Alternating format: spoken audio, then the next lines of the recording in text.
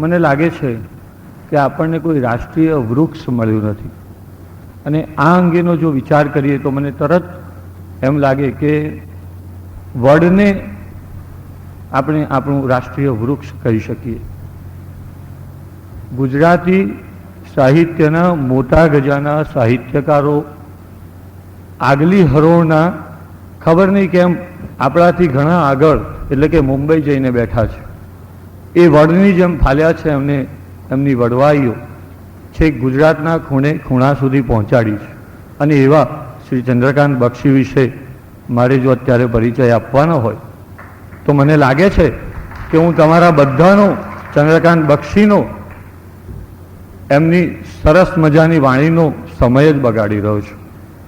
આમ છતાં મારે જે બક્ષી સાહેબ સાથેનો જે થોડો ઘણો પરિચય છે, સન ફલાણા ફલાણામાં જન્મ્યા, ફલાણા ફલાણામાં પરણ્યા, પછી આમ થયું, પણ મને એક વાત ગમી એ કહું. અમદાવાદ ટાગોર હોલમાં એમનું લેક્ચર ચાલે. મને ખબર છે કે બોમ્બેમાં બોમ્બ બ્લાસ્ટ થયેલો, અમદાવાદમાં અનેકો મર્ડર થયેલા, કોમવાદ નસે નસમાં ગુજરાતમાં વ્યાપી ગયો હતો, અને એવા સમયે કોમવાદ ઉપર બક્ષી સાહેબને લેક્ચર આપવાનું આમંત્રણ. ખરેખર આ હોલમાં તો ઘણી સારી પરિસ્થિતિ છે. ત્યાં આગળ તો એક મચ્છરને જવું હોય તો એ વિચાર કરે કે આ મચ્છરોના ટોળામાં હું શું કામ જઉં. એવી પરિસ્થિતિમાં બક્ષી સાહેબ ઊભા થયા, અને મને ખબર છે એટલું બધું તટસ્થતાથી એમણે મૂલ્યાંકન કર્યું. આખો હોલ ઊભો થઈને તાળીઓ પાડે. લેક્ચર પત્યું. હું ટીવી જોઉં છું, મને નથી ખબર કે અમિતાભ બચ્ચનની પણ કોઈ દિવસ આવી સ્થિતિ હોય. એવી પરિસ્થિતિ ચંદ્રકાંત બક્ષીની હતી. એમને બહાર કોઈ નહોતું નીકળવા દેતું. આનાથી વિશેષ પરિચય બક્ષી સાહેબનો શું હોઈ શકે? 62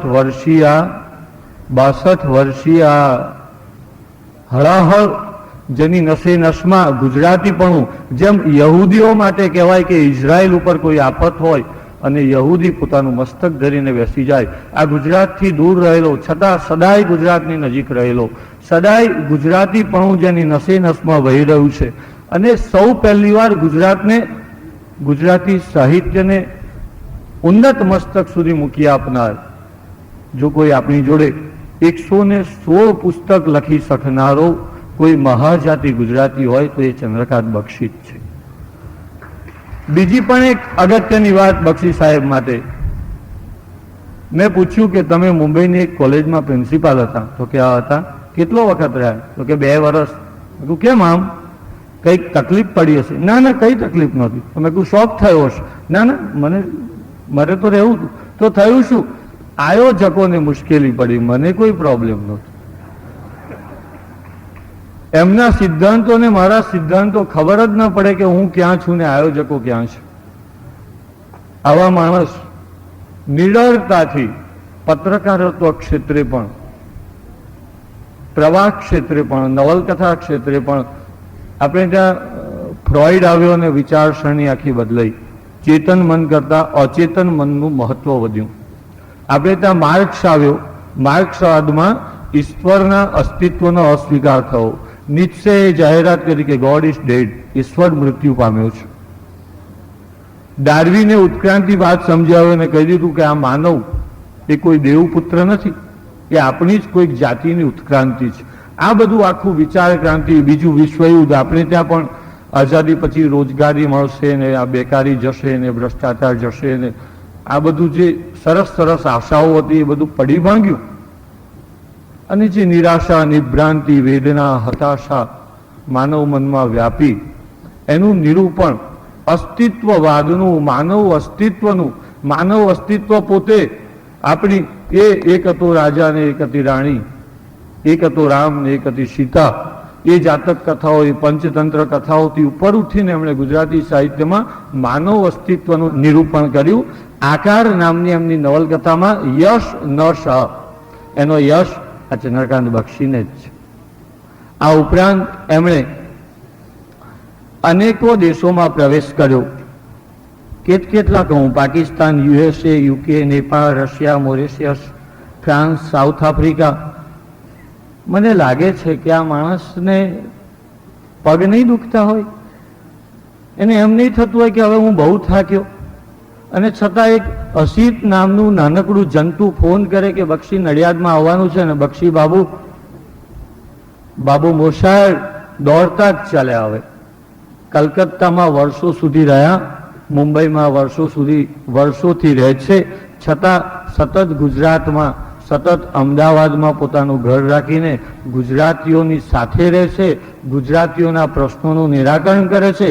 ગુજરાતના એક શહેરનું એમણે ઝીણવટભર્યું મૂલ્યાંકન કર્યું છે.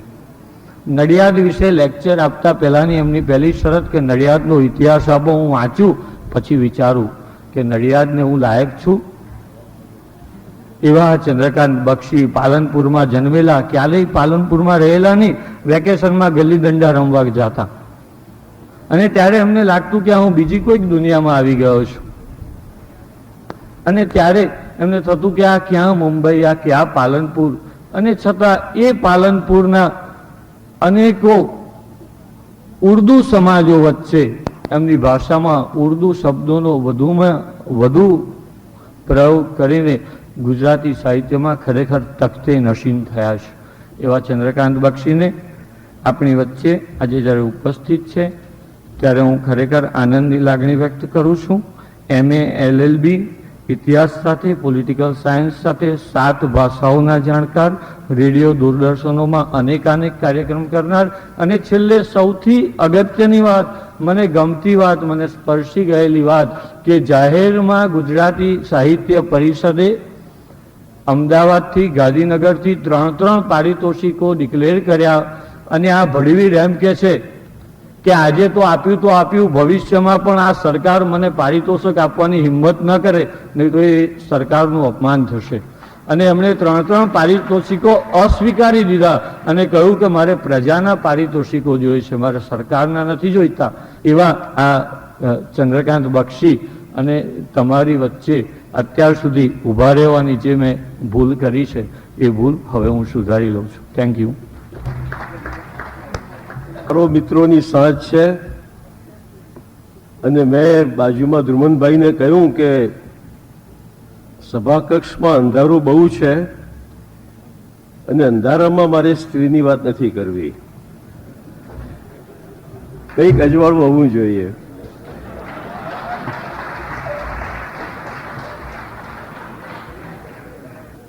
એટલે થોડો પ્રકાશ આપણે રાખ્યો છે માફક સરનો અને વ્યાજબી.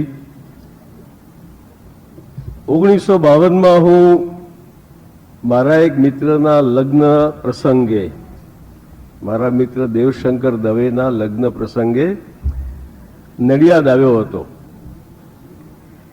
એ વખતે મેં BA ભણતા હતા કલકત્તાની સેન્ટ ઝેવિયર્સ કોલેજમાં, અને સંતરામ મંદિરના કે પ્રાંગણમાં મને યાદ છે લગ્ન વિધિ થઈ હતી. એ પછી નડિયાદ આવવાનું બન્યું નહીં. ગયા અઠવાડિયે જરા આવ્યો હતો, પણ ગયા અઠવાડિયે મારે આણંદમાં 2 પ્રવચનો હતા વિદ્યાનગરમાં, અને ત્યાં તો વારંવાર આવવાનું થાય છે. એટલે મેં કહ્યું કે ભાઈ આ આણંદના આ સભાકક્ષમાં ले आई फिर कहां पर किस्मत हमें कहां से, ये तो वही जगह है गुजरे थे हम जहां से. પણ આણંદ માટે સાચું હતું, નડિયાદ માટે એ ઉપયુક્ત નથી. કારણ કે અહીં તો એવું નથી કે ગુજરે થે હમ જહાં સે જેવું નથી. એટલે નડિયાદ માટે જો મારે કહેવું હોય તો એક જ વાત કહેવાય, तेरे दर पर सनम चले आए लेके अपना भरम चले आए.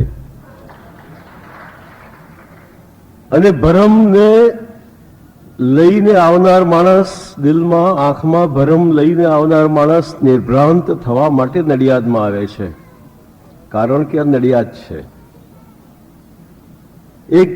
એક ભય સાથે, થોડી આશંકા સાથે,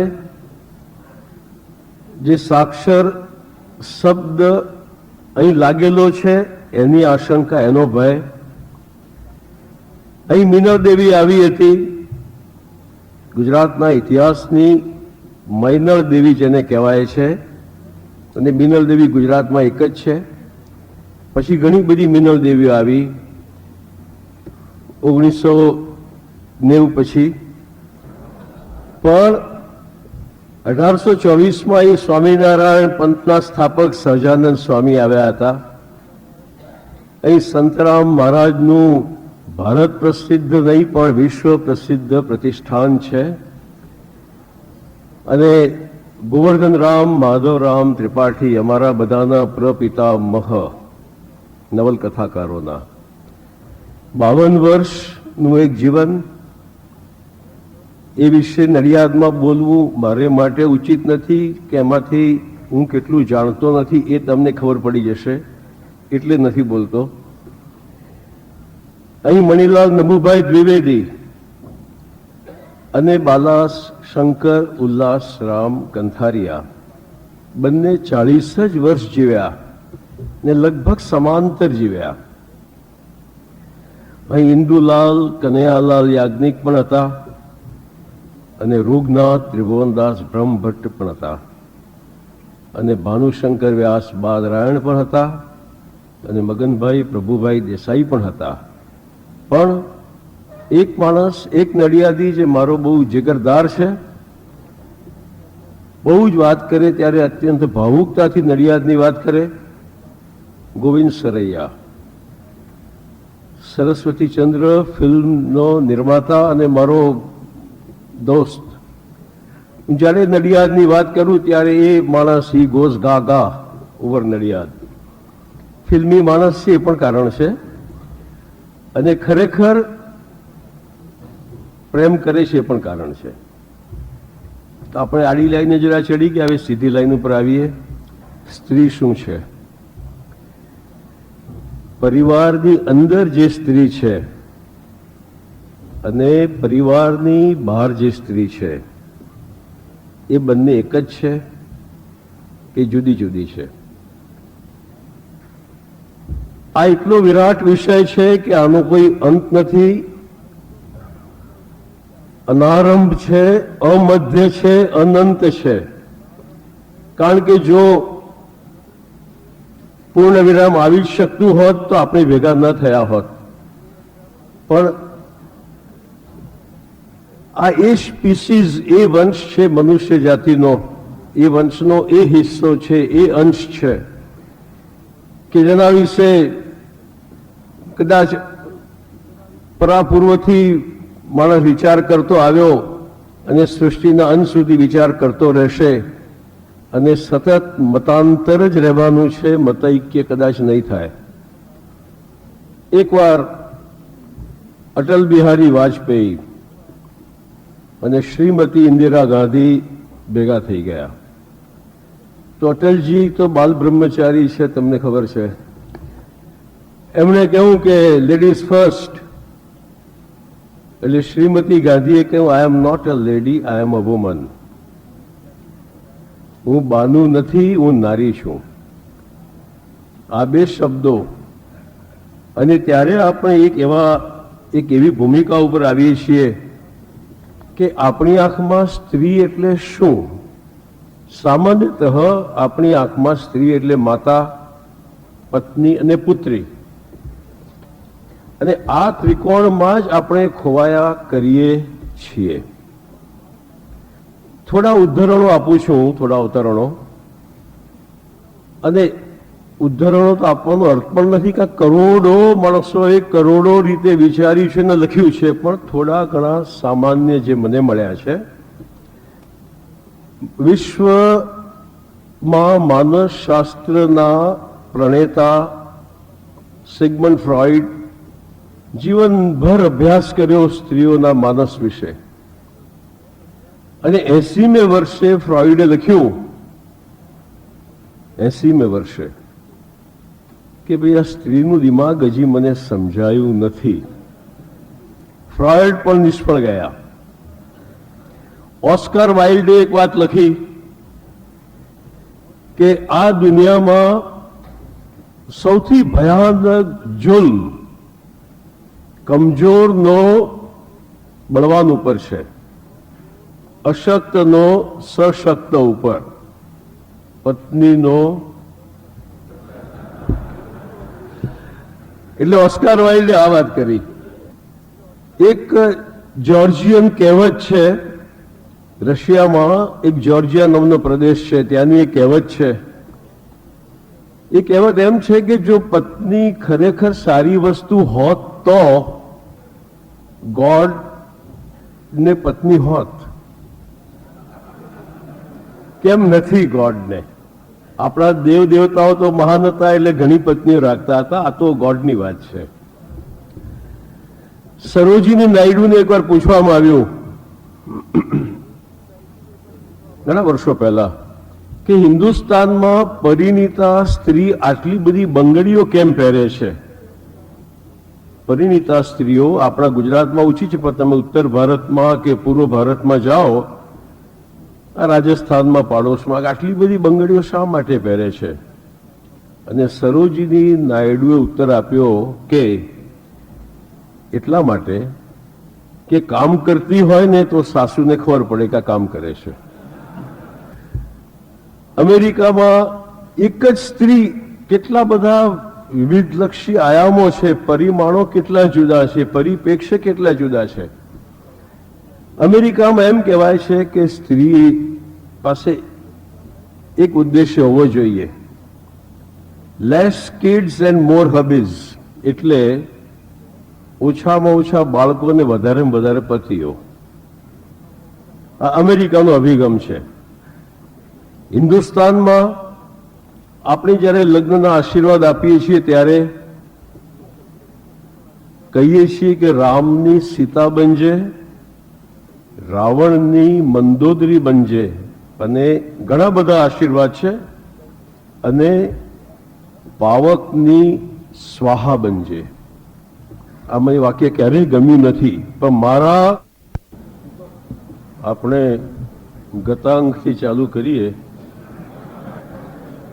અને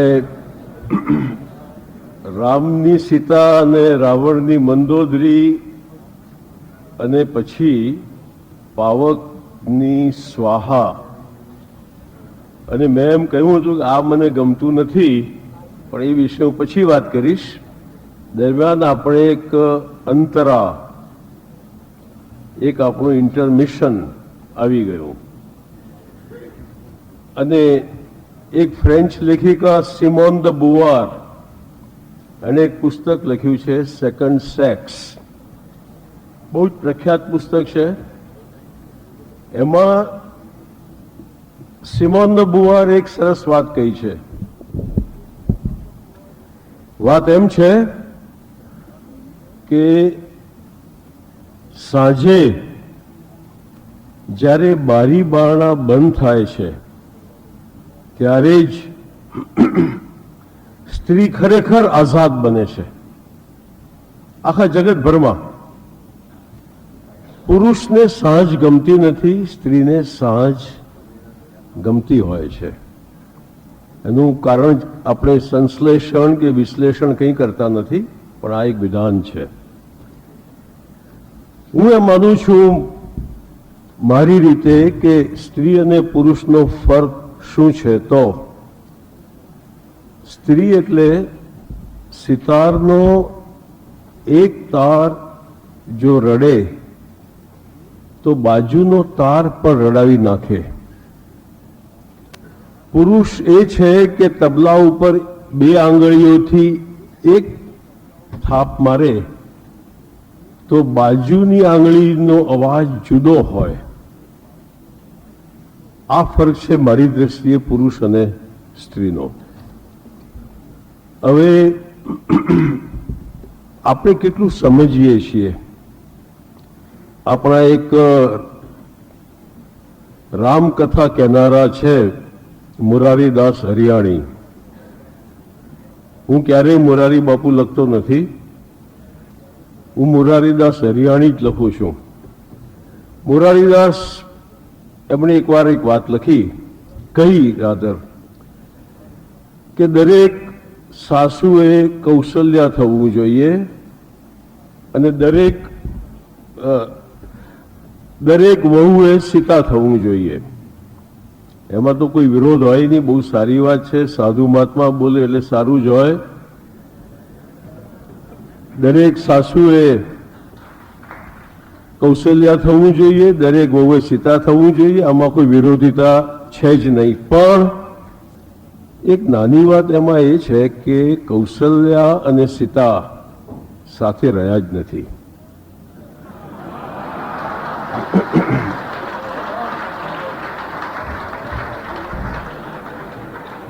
એટલે આ બધી આદર્શની વાતો એક બાજુ છે, બરાબર છે, પણ સ્ત્રીના જીવનને, સ્ત્રીના અભિનિવેશને, સ્ત્રીના અભિનયને, સ્ત્રીના અસ્તિત્વને, સ્ત્રીના અપમાન બોધ અને અપરાધ બોધને આપણે કેટલું સમજ્યા છીએ. હું વિચાર કરું છું કે સવારે આપણા ઘરમાં 6 વાગ્યાથી 9 વાગ્યા સુધીમાં એક સ્ત્રી ઉઠે છે પરિવારની, ઉઠીને બેડરૂમમાં પથારીમાં પતિ સાથે એક ભાષા બોલે છે, બહાર નીકળીને બેબીને બ્રશ કરાવતી વખતે બીજી ભાષા બોલે છે, બીજો અભિનય કરે છે, બાબાને ચોપડીઓ પેક કરીને આપીને સ્કૂલે મોકલતી વખતે ત્રીજી ભાષા બોલે છે, સાસુ સાથે ચોથી ભાષા બોલે છે, સાસરાને ચાનો કપ આપવા જાય છે ત્યારે 5મી ભાષા બોલે છે, મમ્મીનો ફોન આવે છે અને તરત આખો અભિનિવેશ બદલાઈ જાય છે અને ભાષા બદલાઈ જાય છે. ભાભી આવે છે, એ જ પરિવારમાં ભાભી સાથેની ભાષા, જેઠ સાથે, જેઠાણી સાથે, દેરાણી સાથે, દેવર સાથે અને કોલેજ જતી નણંદ સાથે એ 6 થી 8:30 કે 5:30 થી 8:30 કે 6 થી 9ના 3 કલાકમાં 10, 12, 15 ભૂમિકાઓ જે સ્ત્રી ભજવે છે આપણી આંખ સામે, અને આપણી પુરુષની આંખ ક્યારેય જોઈ શકતી નથી. આ સ્ત્રી પરિવારની અંદર છે કે બહાર છે? આપણી આંખની સામે આપણે નથી કરી શકતા, પુરુષનું કામ નથી આ. અને ત્યારે હું ઘણીવાર વિચાર કરું છું કે આપણી ભાષામાં 2 શબ્દો એવા છે જે કોઈ વિદેશી ભાષામાં નથી, એક પિયર અને એક સાસરું. અંગ્રેજી પર્યાયો નથી આના. મોસાળ પણ નથી, શબ્દ પણ મોસાળ વિશે આપણે જરા હમણાં ના આવીએ. આ 2 શબ્દો જે સ્ત્રીની પાછળ પૂરો પરિવાર છે એને હું પિયર કહું છું, અને પૂરા પરિવારની પાછળ જે ચાલે છે એને હું સાસરું કહું છું. આ મારી વ્યાખ્યા છે. આપણી સંસ્કૃતિઓ ભિન્ન છે. જ્યારે પશ્ચિમની વાત કરીએ છીએ આપણે, ત્યારે ભિન્ન સંસ્કૃતિઓ, ભિન્ન અભિગમો, જ્યાં પિયર નામની વસ્તુ નથી, જ્યાં સાસરા નામની વસ્તુ નથી, જ્યાં આટલું મોટું કવિતા સાહિત્ય, આપનું સંસ્કાર સાહિત્ય પેદા થયું. બાબુલ મોરા નૈહર છૂટો ન જાય નો અંગ્રેજી અનુવાદ ન થઈ શકે. બાબુલ મોરા નૈહર છૂટો ન જાય જેવા શબ્દોનો અનુવાદ ન થઈ શકે. આપણે ત્યાં જે અભિગમ છે, જે જીવન છે, જે પ્રકારનું, કે 2 કહેવતો હું દ્રષ્ટાંત આપું છું જે કોઈ વિદેશી ક્યારેય નહીં સમજી શકે. એક છે માં મરજો પણ માસી ન મરજો. તમે સમજાવી પણ નહીં શકો કોઈ વિદેશીને. અને એ જ પ્રજાની બીજી કહેવત, માને ધવાય માસીને ન ધવાય. આજે વિરોધાભાસ છે, આજે વક્રતા છે આખી, જે આપણે સમજી શકીએ છીએ પણ તમે આનો અનુવાદ નહીં કરી શકો અને કોઈને સમજાવી નહીં શકો. આટલી ભિન્નતા છે સંસ્કૃતિઓની. સ્ત્રી માટેના શબ્દો મારી પાસે એક સૂચિ છે, બહુ જ મોટી સૂચિમાંથી અત્યંત સંક્ષેપમાં થોડા હું લાવ્યો છું શબ્દો, અને એ શબ્દો પુરુષોએ બનાવ્યા છે. સ્ત્રી શ્રુ ધાતુ ઉપરથી આવે છે, અને સ્ત્રીમાં જે 3 લીટીઓ છે એ ત્રણ ગુણ છે, સાત્વિક, રાજસિક અને તામસિક. હું ગુણ ગણું છું તામસિકને. પત્ની શબ્દ યજ્ઞમાં સાથે ભાગ લેનારી સહધર્મિણી. યજ્ઞ વિધિમાં જે શબ્દ વપરાયો છે એ છે પત્ની સંયાજ, અને એમાંથી કાલક્રમે આ પત્ની શબ્દ આપણી પાસે રહ્યો. કન્યા, કન ધાતુ ઉપરથી કન એટલે ઈચ્છાવાળી. આ બધા શબ્દો પુરુષોએ બનાવ્યા છે સ્ત્રીઓ માટેના. તરુણી, તૃ, જેણે બાલ્યાવસ્થા ઓળંગી લીધી છે, આ તરુ શબ્દ પણ એમાંથી જ આવે છે, વૃક્ષ. ભાર્યા, ભરણ પોષણ કરવા યોગ્ય. અને આ ભાર્યા જેવા શબ્દ ઉપરથી આપણી પ્રજાએ અભ્રંશ કરીને શબ્દ બનાવ્યો બૈરું. નાન્યતર જાતિનો શબ્દ સ્ત્રીની આખી જાતિ ભૂંસી નાખી. આપણું યોગદાન, આપણું સર્જન. એ કયો ભાર્યા શબ્દ, ત્યાંથી આપણે અપભ્રંશ કરીને બૈરું શબ્દ બનાવ્યો. જાયા, માડી જાયા જે શબ્દ વપરાય છે કાઠિયાવાડમાં, જાયા એટલે એવી સ્ત્રી કે જેનામાં એનો પતિ ફરીથી જન્મ લે છે. વિધવા, આ શબ્દ હું સમજો નથી. વિધવા શબ્દ મેં કોશિશ કરી સમજવાની. ધવ એટલે પુષ્ટિ, તેજ, પતિ. સંસ્કૃતમાં ધે ધાતુ છે, ધવડાવવું. પ્રાકૃતમાં ધવ ધાતુ છે, ધવડાવવું. મને લાગે છે કે વિધવા એટલે એ સ્ત્રી જેનો ધવડાવવાનો અધિકાર નથી, એવું હું સમજો છું. મારી ભૂલ હોઈ શકે છે. ભગિની એટલે એક જ ભગ અથવા યોનિમાં રહેલી. દારા, દારા હા બહુવચનમાં જ વપરાય. દારા એટલે વિદેણ કરવું, ચીરવું, તોડી નાખવું. જે ભાઈઓને તોડે છે એ.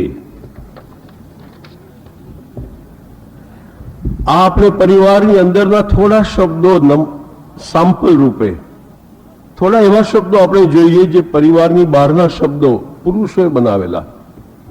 વેશ્યા, વેશ્યા બહુ જ સારો શબ્દ હતો. જેમ બ્રાહ્મણ, બ્રાહ્મણી કે ક્ષત્રિય, ક્ષત્રિયાણી કે શુદ્ર, શુદ્રા, એમ વૈશ્યનું વૈશ્ય હતું.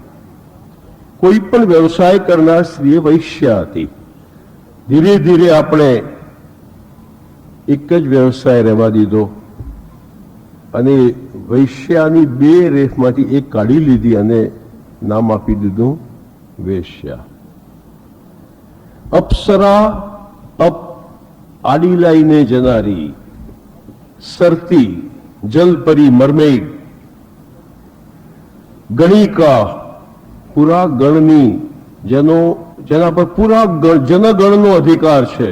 અને એવા ખરાબ શબ્દો છે આ બધા. નગરવધુ, કુલવધુ, ગણવધુ, જનવધુ, સર્વભોગ્યા, મહાનગ્નિ. આપણે બધા શબ્દો પેદા કર્યા. આ સૌથી જે તેજસ્વી સ્ત્રી હોય એના પર પૂરા પ્રદેશનો અધિકાર. આપણે એમાં ઊંડા નથી જતા, માત્ર શબ્દો જ આપી રહ્યો છું. વનિતા, જેનું વનન કર્યું હોય, જેનું સંવનન કર્યું હોય. દેવૃકામા, દેવરની ઈચ્છા વાળી. દેવર એટલે દ્વિતીય વર. અને કામસૂત્રમાં જે ચાર શબ્દો છે, પદ્મિની, ચિત્રિણી, હસ્તિની અને શંખિણી. શંખિણી એટલે ગુજરાતી ભાષામાં કર્કશા, કકળાટ કરનારી સ્ત્રી. શંખિણી બહુ જ સારો શબ્દ છે. શંખિણી એટલે કામ ભોગની રસિક સ્ત્રી. ગુજરાતીઓ બિચારા આવી સ્ત્રીને પણ કર્કશા બનાવી શકે છે. કાંતા એટલે જેના વિના રહી શકાતું નથી એવી સ્ત્રી, કાંતા. અને ખૂબસૂરત સ્ત્રી કોને કહેવાય? એક આ ખૂબસૂરત શબ્દ જ બકવાસ છે, પણ એ બીજી વાર આગળ વધીશું ત્યારે. ખૂબસૂરત સ્ત્રી એટલે કાલિદાસે એક શબ્દ મૂક્યો, તન્વી શ્યામા. ઘણા બધાને ખબર છે તન્વી એટલે પાતળી અને શ્યામા એટલે કાળી નહીં. શ્યામા એટલે કાળી નહીં. મલ્લીનાથે ભાષ્ય લખ્યું આ તન્વી શ્યામા શબ્દ ઉપર, અને મલ્લીનાથે સમજાયું કે શ્યામા એટલે,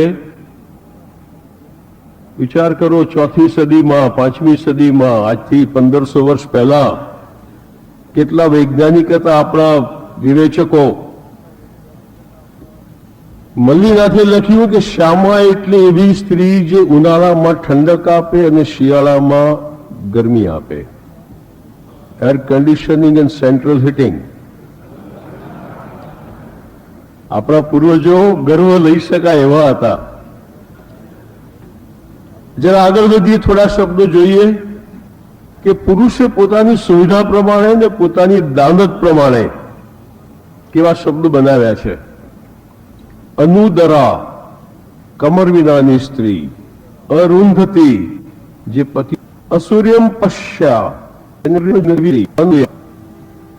જેને અસૂયા નથી, ઈર્ષ્યા નથી બીજા કોઈ માટે, એવી સ્ત્રી. અક્ષત યોની, જે નિષ્કલુષા છે, વર્જિન છે, જેની યોનિને ક્ષતિ થઈ નથી, કુમારિકા છે.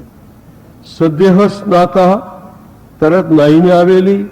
પ્રેષિત ભર્તૃકા, પતિ વિદેશ ગયો છે, વિરહમાં તડપતી સ્ત્રી. સ્વૈરિણી, ઈચ્છા થાય ત્યાં જનારી સ્ત્રી. કેટલું બધું ભયાનક નુકસાન આપણે કર્યું છે આ શબ્દને, આ સ્ત્રી નામના શબ્દને. અને લગ્ન પત્રિકાઓમાં આજે પણ આપણે બેવકૂફની જેમ નફરતથી લખીએ છીએ કે સપત્ની પધારજો. સપત્ની એટલે બીજી સ્ત્રી, જેને શોક કહેવાય છે જૂની ગુજરાતીમાં. આપણે લગ્ન પત્રિકા કે સપત્ની આવજો, તમારી બીજી પત્ની લઈને આવજો. આપણે ત્યાં સુકન્યા શબ્દ લીધો છે, પણ સુવર નથી. ધર્મ પત્ની છે પણ ધર્મ પતિ નથી. હું મજાકમાં ઘણી વાર કહું છું મારા દોસ્ત માટે કે કાંતિ ભટ્ટ, બંને મારા મિત્રો છે, કે શીલા ભટ્ટના ધર્મપતિ છે. સન્નારી છે, સન્નર શબ્દ આપણે લાવ્યા નથી. અને ફરીથી આ પુરુષ દુનિયામાં આવીએ કે આપણે બહુ મોટી વાતો કરી. માતૃદેવો ભવઃ, સરસ વાત છે. માતા જબરદસ્ત વસ્તુ છે. આપણે 9 મહિના પેટમાં રહ્યા, મોટા થયા, આપણને મનુષ્ય બનાવ્યા, પથ્થરમાંથી માણસ બનાવ્યા, જાનવરમાંથી મનુષ્ય બનાવ્યા. માતા વિશે કોઈ બેમત નથી. પણ આપણે સાસુદેવો ભવઃ નથી કહ્યું. આપણા સમાજમાં તમારી જે માતા છે તમારી પત્નીની સાસુ પણ છે ને. તમારી પત્નીને પૂછ્યું છે કોઈ દિવસ કે માતૃદેવો ભવ જેને કહો છો, જેને દેવી ગણી છે, કેટલી ડાકણ બની શકે? બની શકે જ એવું નહીં, પણ એ પણ બની શકે છે. કારણ કે આખો અભિગમ માતૃ તરફનો પુરુષલક્ષી છે, પત્નીલક્ષી નથી. અને માતાને જ્યારે આપણે કહીએ છીએ માતૃદેવો ભવ, ત્યારે અપરિણિત માતા માટે એ માતૃ નથી. જે સ્ત્રી પરણી નથી અને સંતાન થયું છે એને માટે આપણે માત્ર થૂંકીએ છીએ એના ઉપર. ત્યાં માતૃત્વ ક્યાં ગયું? માતૃત્વ એ સામાજિક શબ્દ છે, કયો શબ્દ છે? અને ત્યારે આપણા જે આ દોગલાપણું, આપણા દ્વૈત, આપણી ડાયકોટોમી, આપણો દંભ જીવનનો. ભાભી નામના શબ્દ વિશે ક્યાં શાસ્ત્રમાં મને મળ્યું નથી. ભાભીનું જે શોષણ કરવામાં આવ્યું પરિવારમાં, મોટો ભાઈ એની પત્ની. અને હવે એક તમારા વક્તા આવવાના છે, મારે ન કહેવું છે, પણ ફાધર વાલેસ આપણને શીખવશે કે ભાભીનો ત્યાગ જુઓ. એ ફાધર વાલે છે તો જવું છે ન્યુયોર્કમાં, ને ત્યાં એસ્પાનિયા જે છે સ્પેનિશ ગુંડાઓ એમને સુધારવા જોઈએ. અહીં જરૂર નથી. હું ન્યુયોર્કમાં 2 વાર જઈને આવ્યો છું. પણ આપણા સંસ્કારમાં, આપણા રક્તચાપમાં આ ત્યાગ, કોઈ આપણને કહી જાય કે ત્યાગ કરવો, ત્યાગ તો છે જ અહીંયા. ત્યાગ મને શીખવાની જરૂર નથી. રોટલી બનાવવાની જેમ કે ગરબાના તાલની જેમ એ કોઈ શીખવવાની સ્કૂલ નથી હોતી. મારા રક્ત બીજમાં છે ત્યાગ. 22 શબ્દનું શોષણ ભયાનક થયું છે આપણે ત્યાં. એના વિશે ક્યાંય મને વાંચવા મળ્યું નથી. આપણે કઈ પ્રજા છીએ કે એક દક્ષા કાંતિલાલ મહેતાને પરણીને એને શિલ્પા સમીર શાહ બનાવી નાખીએ છીએ? જે છોકરીને પરણીને લાવ્યા એની નાખી, એના બાપનું નામ કાઢીને પતિનું નામ ફિટ કરી નાખ્યું, એનું ખુદનું નામ ભૂસી નાખ્યું, આખું અસ્તિત્વ બોધ કાઢી નાખ્યો સ્ત્રીનો, આખું જીવન બોધ ખતમ કરી નાખ્યો, અને કોઈ પ્રકારના અપરાધ બોધ વિના. અને ત્યારે એક વાત સાંદર્ભિક છે, પ્રસ્તુત છે. સોનિયા ગાંધી રાજીવ ગાંધીને પરણીને આવ્યા અહીંયા. એમણે એક સરસ વાત કહી. સોનિયા ગાંધી માટે માન અપમાનની વાત નથી, પણ એક આ વાત વિચારવા જેવી છે. સોનિયા ગાંધીએ કહ્યું કે આ હિન્દુસ્તાનમાં હું એક વસ્તુ જોઉં છું કે પુરુષ કોને પરણશે, ક્યારે પરણશે, કેમ પરણશે, શા માટે પરણશે, કઈ વિધિથી પરણશે, હનીમૂન ક્યાં કરશે, પ્રથમ પુત્ર કે પુત્રી પેદા કરશે, ક્યારે એનો જન્મ થશે, એનું નામ શું પાડવું, એ બધું પરિવાર કરે છે. જે બિચારો પરણે છે એનો રોલ શું? એનો રોલ તો માત્ર પ્રજોત્પત્તિનો જ છે, બીજો કોઈ રોલ નથી, એની ભૂમિકા કોઈ નથી. અને ત્યારે હું વિચાર કરતો કે કુટુંબની જે ભયંકર પકડ છે, જે શિકંજો કુટુંબનો, સારું કે ખરાબની વાત થતી નથી, માત્ર એક મારો પ્રશ્ન મૂકી રહ્યો છું હું, અને મારી પાસે ઉત્તરો નથી, પ્રશ્નોપનિષદ જ છે. સોનિયા ગાંધીની વાતમાં એક તથ્ય છે કે આપણે ત્યાં પરિવારની બહુ મોટી વાતો કરી. આપણા સંસ્કાર જેવા સંસ્કાર પૃથ્વીમાં કોઈના હતા નહીં, કોઈના થશે નહીં.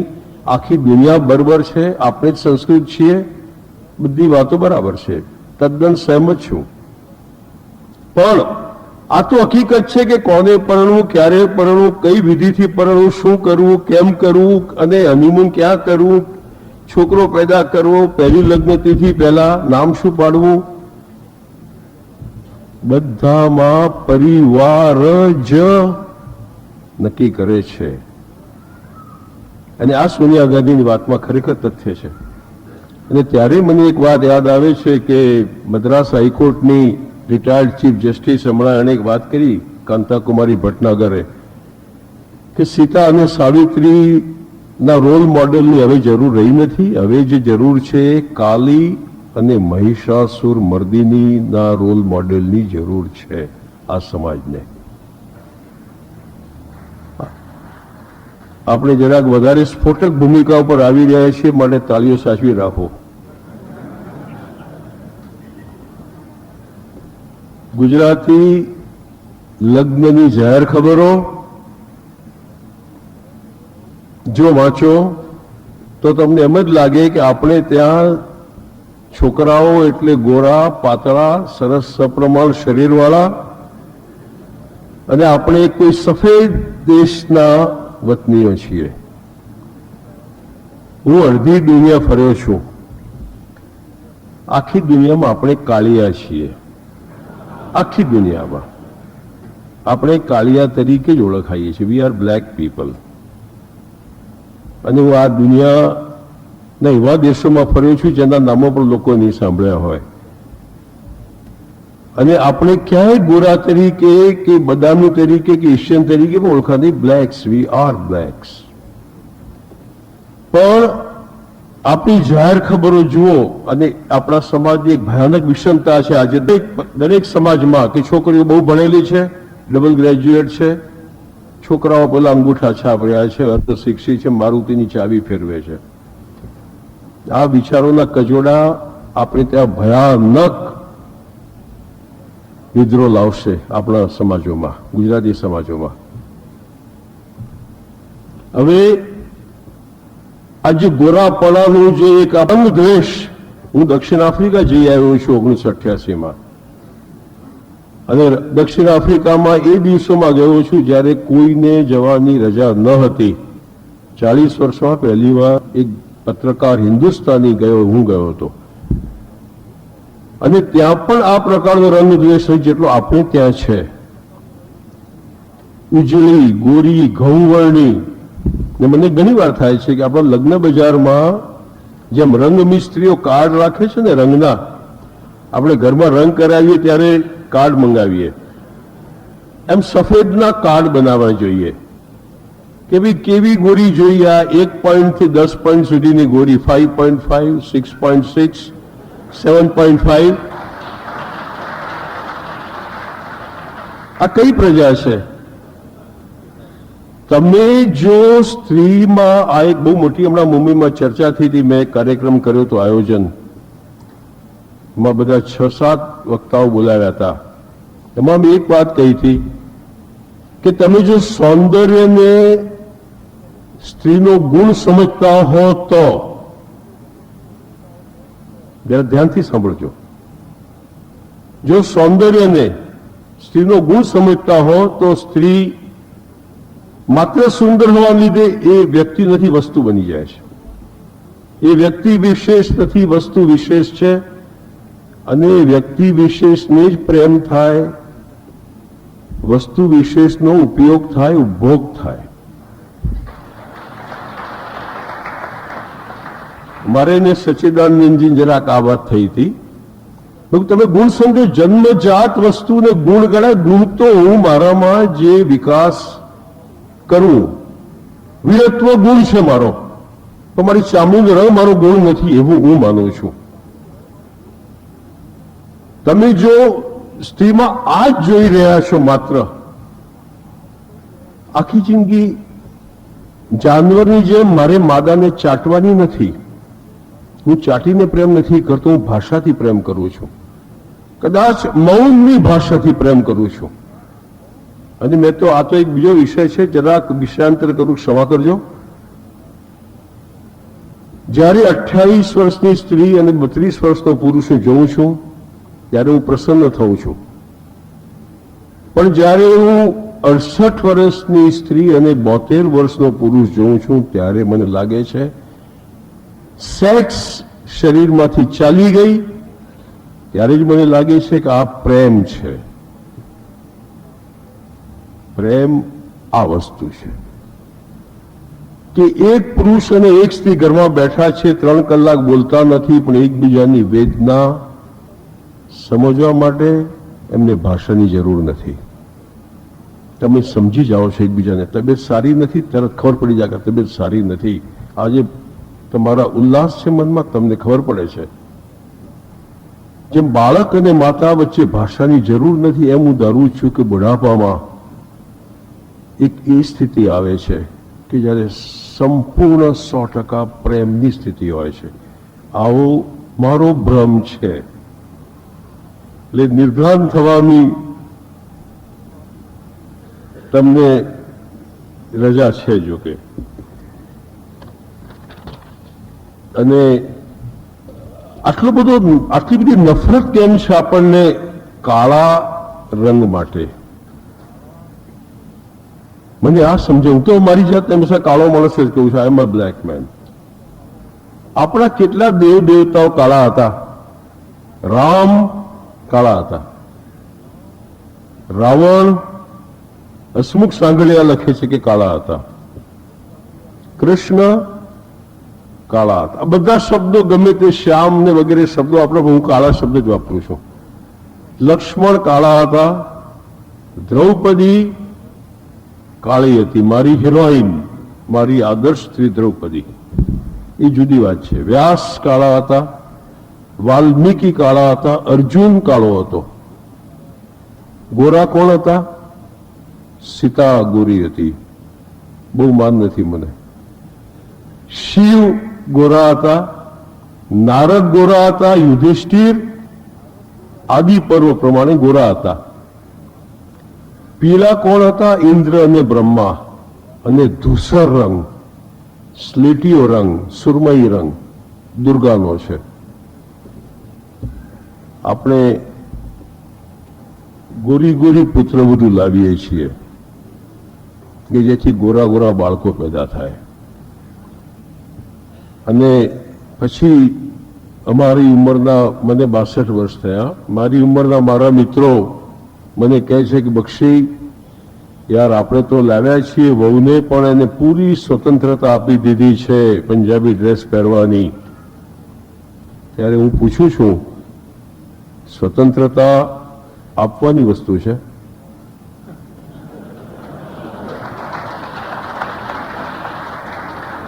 સ્વતંત્રતા પણ જન્મજાત નથી માણસ માટે. કપડાં પહેરવાની, ઊભા રહેવાની, બેસવાની,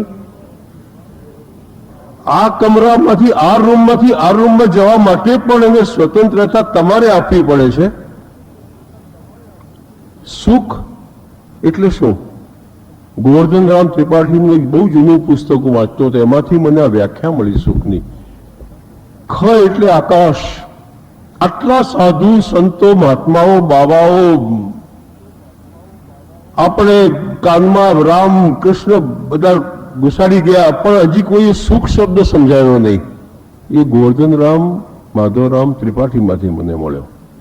ખ એટલે આકાશ અને સુ એટલે ઉડાન, ઊંચી ઉડાન. ખુલ્લા આકાશમાં વિહાર એ એનો મૂળભૂત અર્થ છે. આ એનું મર્મ ઘટન છે સુખનું. અને મને હંમેશા લાગ્યું છે કે સંયુક્ત પરિવારમાં એક લોકોમોટિવ હોય છે, એક એન્જિન હોય છે, બાકી ગુર્જર ડબ્બા હોય છે. અને વિભક્ત પરિવાર, ન્યુક્લિયર ફેમિલીઝમાં એ જેટ પ્લેન છે. તમે તમારી તાકાતથી ઉડો, ક્રેશ થઈ જાઓ, જે કરવું એ કરો. હું એ માનું છું કે ક્યાંક આપણે પુત્રવધૂને અન્યાય કર્યો છે. અને બીજી બાજુ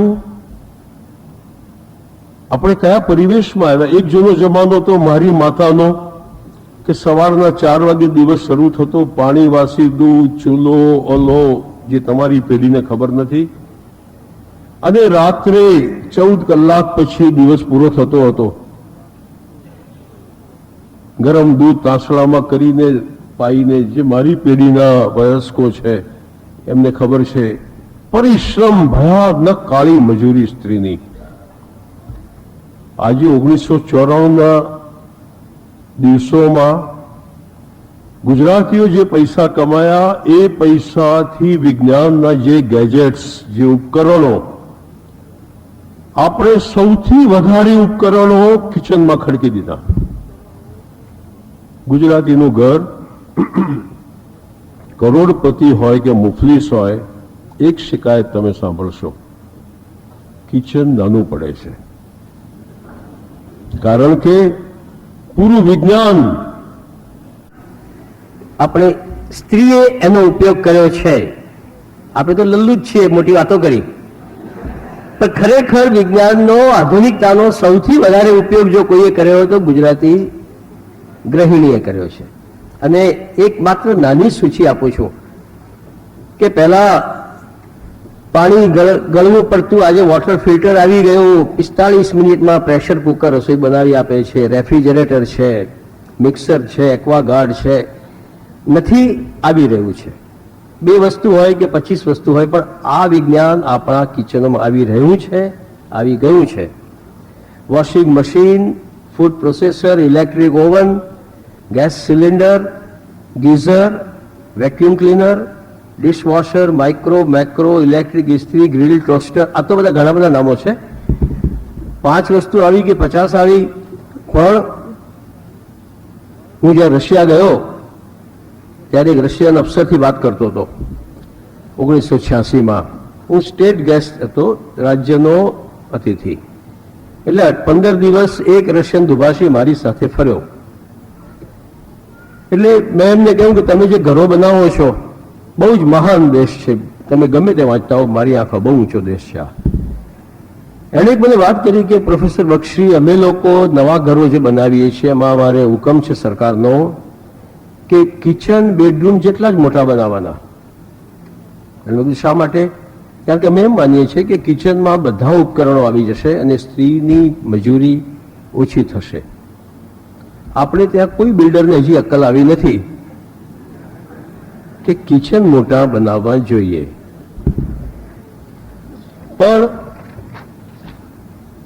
આની સાથેની એક બીજી આનુષંગિક સમસ્યા, બહુ ભયાનક સમસ્યા, સુખી ગુજરાતી પરિવાર મધ્યવર્ગીય, 35, 36, 38 વર્ષની સ્ત્રી, 40 વર્ષની સ્ત્રી, પતિ સફળ છે, આકાશ જીતવા નીકળી ગયો છે, રાત્રે 10 વાગે આવે છે, બાળકો 2 છે, 8 વર્ષની બેબી, 10 વર્ષનો બાબો, એને દિવસમાં મમ્મી 2 વાર જોઈએ છે.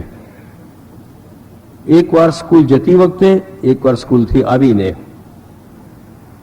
પછી મમ્મીની જરૂર નથી રહી. ગૃહિણી વિષાદ યોગ, આખું ઘર ભરેલું છે, દિલ ખાલી છે. મને એક લોયરની પત્નીએ પત્ર લખ્યો હતો અને એક મારી લાઇબ્રેરીને મને ફોન કરીને વાત કરી, એમાંથી મને વિચાર સૂજ્યો. કામ શું ઘરમાં? અહીંનો કચરો ડસ્ટિંગ કરી ઉડાવી નહીં મૂકવાનો, અહીંનો કચરો ઉડાવી નહીં મૂકવાનો. કોઈ કપડાં મેલા કરી આપે, ધોઈ લેવાના, ધોઈને સજાવીને મૂકવાના કે પેલો પાછો ફરીથી મેલા કરે. સૌથી વહેલા ઉઠવાનું, સૌથી મોડા સૂઈ જવાનું. દિવસમાં 9 વાર ચા બનાવવાની. ચા બનાવો જરા ભાઈ, ચા બનાવો ભાઈ, ચા બનાવો ભાઈ. અને કુકરની સીટી વાગે, ટેલિફોનની રિંગ વાગે અને ડોરબેલની ઘંટડી વાગે. આ 3 અવાજોની વચ્ચે આ ત્રિકોણમાં ગુમરાયા કરવાનું. પાર્ટ ટાઈમ માતૃત્વ સવારનું અને રાતનું પાર્ટ ટાઈમ પત્નીત્વ. બાકીનો આખો દિવસ એક જ બોયફ્રેન્ડ મોરારીદાસ હરિયાણી.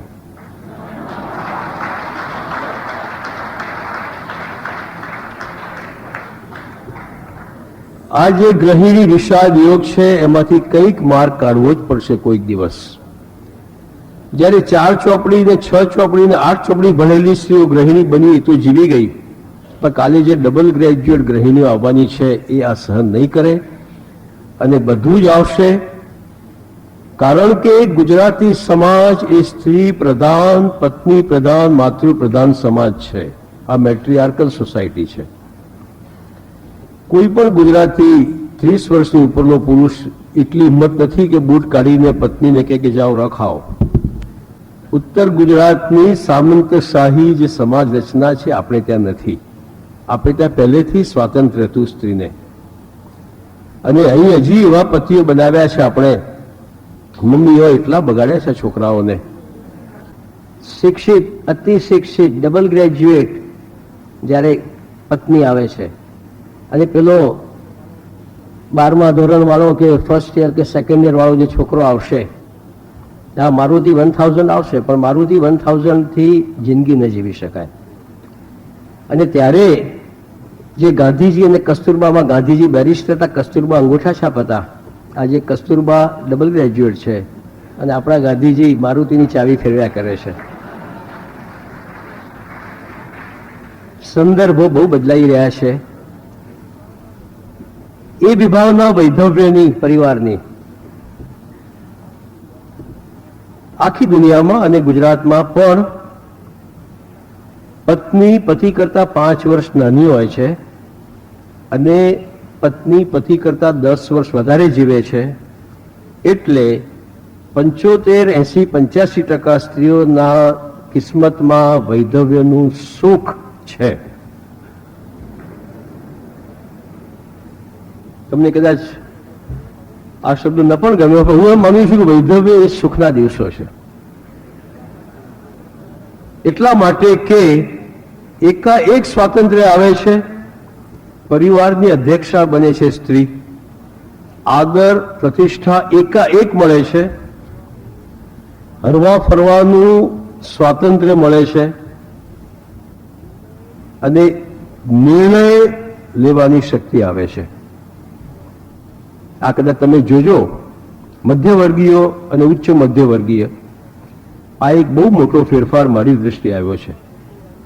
બીજો એક ફેરફાર મોટો એ આવ્યો છે કે સાસુ માટે ઉર્દુમાં બહુ સારો શબ્દ છે. આ શબ્દ બહુ સાસુ મને ગમતો નથી, પણ ઉર્દુનો બહુ સારો શબ્દ છે, ખુશ દામન. એ સ્ત્રી જે તમને જોઈને એનો પાલો પણ ખુશ થઈ જાય છે. એટલે આપણું જે ખુશ દામન છે એ ફરીથી પરિવારમાં આવી ગઈ છે. હવે આ એક બહુ જબરદસ્ત ટ્રેજેડી આપણે ત્યાં આવી છે કે સાસરા નકામા થઈ ગયા છે. સાસુ ફરીથી પરિવારમાં આવી છે, કારણ કે બેબી સિટિંગ માટે જરૂર છે, બાળકોને મોટા કરી આપે છે, પરિવારને સાચવી આપે છે, ઘરનો ખ્યાલ રાખે છે અને રસોઈ અથાણા બધું જુએ છે. ગુજરાતી છોકરી અથવા ગુજરાતી સ્ત્રી, એટલો જબરદસ્ત આ પરિવેશ બદલાઈ ગયો છે અને આપણે જે બાવાઓની ચુંગાલમાંથી બહાર નીકળ્યા નથી, આદર્શવાદી ફાલતુ વાતોમાંથી. આ એ છોકરી છે જે શેર બજારમાં જાય છે અને સટ્ટો પણ કરે છે. આ એ છોકરી છે જે પિતાના શબને સ્મશાનમાં જઈને અગ્નિ સંસ્કાર કરે છે. એ અમેરિકન લીવ ઇન, પરણ્યા વિના સાથે રહેવાનું પણ કરે છે અને અમદાવાદી મૈત્રી કરાર પણ કરી શકે છે. એ વીરપુરમાં જલારામ બાપા પાસે જાય છે અને શિરડીમાં સાંઈ બાબા પાસે જાય છે અને નડિયાદમાં સંતરામના મંદિરમાં પણ આવે છે. હેલ્થ ક્લબમાં જાય છે અને બેબીને 5મા ધોરણનું ગણિત પણ શીખવે છે. એ લંડનમાં જઈને પબમાં બેસીને ગિનેસ પણ પી શકે છે અને પવિત્ર ગાંધારીએ કૃષ્ણને જેમ શાપ આપ્યો હતો એમ શાપ પણ આપી શકે છે. એ એકલી જીવી શકે છે, સ્ત્રી તરીકે નહીં પણ મનુષ્ય તરીકે. અને સૌથી મોટી વાત, ગુજરાતી નવલકથાકારો બેહોશ થઈ ગયા છે જે વાતથી હજી ખબર નથી પડી એમને સદભાગ્યે. હજી પ્રણય ત્રિકોણની વાતો લખે છે. આજના સંદર્ભમાં પ્રણયના ત્રિકોણ રહ્યા નથી, દ્વિકોણ જ રહ્યા છે. પહેલાના 1930-35ના જમાનામાં, રમણલાલ દેસાઈના જમાનામાં કે 1940-45માં મળ્યા કે પન્નાલાલના જમાનામાં ત્રિકોણ હતા, કારણ કે લગ્ન વિચ્છેદ થઈ શકતો ન હતો, માટે બીજો પુરુષ કે બીજી સ્ત્રી આવતા હતા. આજે હું છું, મારી પત્ની છે, નથી ફાવતું, હું છૂટો પડી જાઉં છું, બીજી સ્ત્રીને પરણું છું, મારી પત્ની મને છોડીને બીજા પુરુષને પરણે છે. નવી પેઢીની વાત કરું છું. ત્રિકોણ છે જ નહીં, દ્વિકોણ જ છે બધા. પણ સદભાગ્યે આપણી નવલકથા, ગુજરાતી નવલકથા હજી એક પ્રણય ત્રિકોણ યુગમાં જ મસ્તીથી પડી છે. વિક્ટર હ્યુગોએ જે વાત કરી હતી કે પુરુષમાં તો દ્રષ્ટિ જ માત્ર હોય છે, પણ સ્ત્રીમાં આંતરદ્રષ્ટિ હોય છે, ઇનસાઇટ. અને આ ઇનસાઇટની એક છેલ્લી વાત કરીને હું બેસી જઈશ, પછી આપણે પ્રશ્નો કરીશું. સ્ત્રીની દ્રષ્ટિ અને પુરુષની દ્રષ્ટિનો ફરક શું? મહાભારતમાં એક પ્રસંગ છે. 5 પાંડવો અને દ્રૌપદી જતા હતા અને અર્જુને એક ફળ તોડ્યું. એ એવું ફળ હતું કે એક ઋષિ એ ફળ ખાઈને આખું વર્ષ ચલાવતા હતા. કૃષ્ણ આવ્યા. કૃષ્ણ તો ફાયર બ્રિગેડ ઓફિસર જેવા હતા, અગ્નિશામક દળ તરત આવી પહોંચે. કૃષ્ણે આવીને કહ્યું કે આ શું કર્યું, કે આ ફળ તોડી નાખ્યું, આ તો ઋષિને ખબર પડશે તો શાપ આપશે અને બધા ભસ્મ થઈ જઈશું. આ ફળ તો પાછું લાગી જવું જોઈએ. શરત એક છે, અત્યારે તમારા મનમાં શું ચાલી રહ્યું છે એ બોલો, તો આ ફળ પાછું લાગી જશે. કૃષ્ણે યુધિષ્ઠિરને પૂછ્યું કે તમારા મનમાં અત્યારે શું વિચારો ચાલી રહ્યા છે? દ્રષ્ટિ અને આંતરદ્રષ્ટિની વાત કરી રહ્યા છે આપણે, સાઇટ એન્ડ ઇનસાઇટ. યુધિષ્ઠિરે કહ્યું, યુધિષ્ઠિર હંમેશા અસ્પષ્ટ હતા, ગોળ ગોળ બોલતા હતા. સત્ય અને ધર્મ જીતશે, યુધિષ્ઠિરે કહ્યું. ભીમે કહ્યું, હું એક જ જોઉં છું કે યોદ્ધાઓ મરે નહીં અને વિધવાઓ થાય નહીં. અર્જુનને પૂછ્યું, અર્જુન એટલે રુજુ, રુજુ ઉપરથી અર્જુન શબ્દ બેવકૂફ, સિમ્પલટન, બુદ્ધુ. ગીતામાં પ્રશ્નો એને કર્યા છે, જુઓ ને બધા કેવા પ્રશ્નો છે. 64 વર્ષે અર્જુન 64 વર્ષના હતા એ વખતે. ખેર એ બીજો વિષય છે. અર્જુન કહે છે કે દરેક વ્યક્તિએ પોતાનો ધર્મ અનુસરવો જોઈએ. ગીતા મારું સૌથી પ્રિય પુસ્તક છે, એ જુદી વાત છે. નકુલે કહ્યું, નકુલ વિદ્વાન હતો આ બધામાં, એટલે કહ્યું જ્ઞાન અને બૌદ્ધિક સિદ્ધિઓ પ્રાપ્ત કરવી જોઈએ. સદૈવને પૂછીએ તો આર્ષદ્રષ્ટા હતા, શાપિત હતા કે ભાઈ જોઈ શકે ને બોલી ન શકે. એમણે બધું કહ્યું સત્ય એ માતા છે ને ડાપણ એ પિતા છે વગેરે વગેરે. કૃષ્ણે દ્રૌપદીને પૂછ્યું, દ્રૌપદી તું શું વિચાર કરે છે? દ્રૌપદી કહું, હું નહીં કહું, હું નહીં કહું. કૃષ્ણ ફરીથી પૂછ્યું, દ્રૌપદી કહે, નહીં તો આ રસાતાળ થઈ જશે, બધા મરી જશે. તું કહે, તારા મનમાં અત્યારે કયો વિચાર આવી રહ્યો છે? અને દ્રૌપદીએ કહ્યું, મને હંમેશા લાગ્યા કર્યું છે કે આ 5 જેવો એક છઠ્ઠો પાંડવ જરૂર છે. આ સ્ત્રીની દ્રષ્ટિ, આ સ્ત્રીની આર્ષ દ્રષ્ટિ. સ્ત્રી કોઈ સમજ્યું છે? સિગમન્ડ ફ્રોઈડ 80મે વર્ષે હું સમજ્યો નહોતો, તો હું 62મે વર્ષે સમજવાની કોઈ જરૂરત કરતો નથી. આભાર.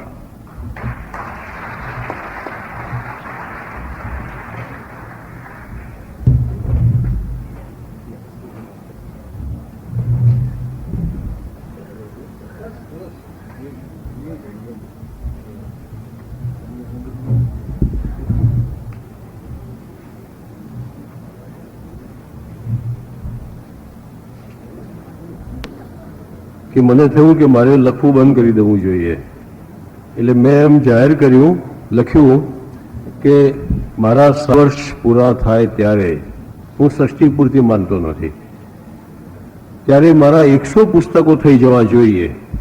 અને થયા.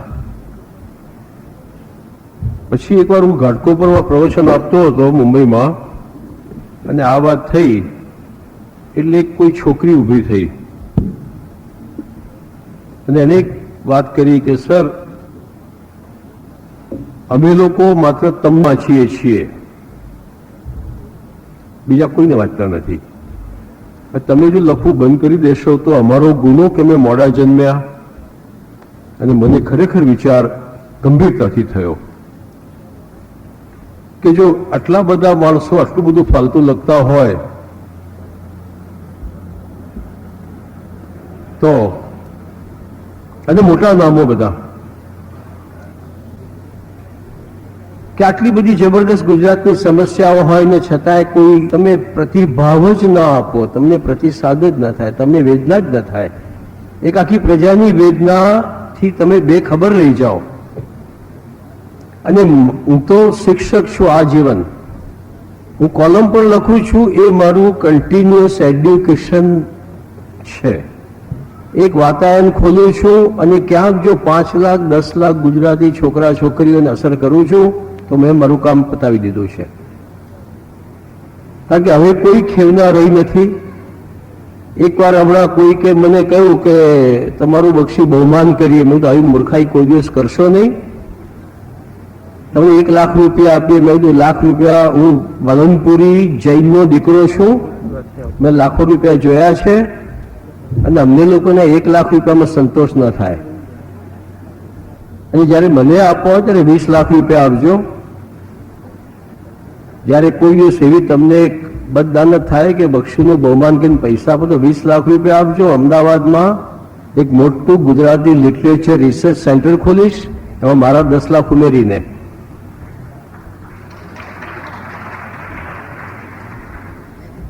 એટલે બધું આવી કોઈ બેવકૂફી તમારી તાકાત પહેલા નક્કી કરો, તમારી ઓકાત નક્કી કરો કે મને આપી શકો એટલા પૈસા છે કે નહીં તમારી પાસે. 50,000માં તમે કઈ આમ બેસી જાઓ ગલ્લા ઉપર નહીં ચાલે. એટલે ગુજરાતી લેખક આ તો બધી ઘણી વાતો છે. એકવાર મને કહેવા આવ્યા એક બહુ જ મોટા પૈસાદાર, આપણા બહુ જ મોટા, મને ફોન કર્યો. સાંજની મહેફિલ છે તો વાતો કરીએ થોડી. તો મને કહે કે આવો છો. મેં કીધું હું આપ બુઝુર્ગ છો, હું આપને ત્યાં આવી જાઉં. મને કહે હું તમારે ત્યાં આવીશ. મેં તો આવો પધારો. બેઠા. પછી એમણે કહ્યું કે ઘણા વર્ષો પહેલા કે અમે લોકો ઇંગ્લેન્ડ મોકલીએ છીએ લેખકોને, અને બક્ષી સાહેબ તમને અમે ઇંગ્લેન્ડ મોકલવા માંગીએ છીએ. આવા તો ઘણા બધા પ્રસંગો છે, એક જ કહું છું. અને સાહેબ જવા આવવાની ટિકિટ આપીશું, ત્યાં રહેવાનું તમારે, અને જૈન લેખકોને મોકલીએ છીએ.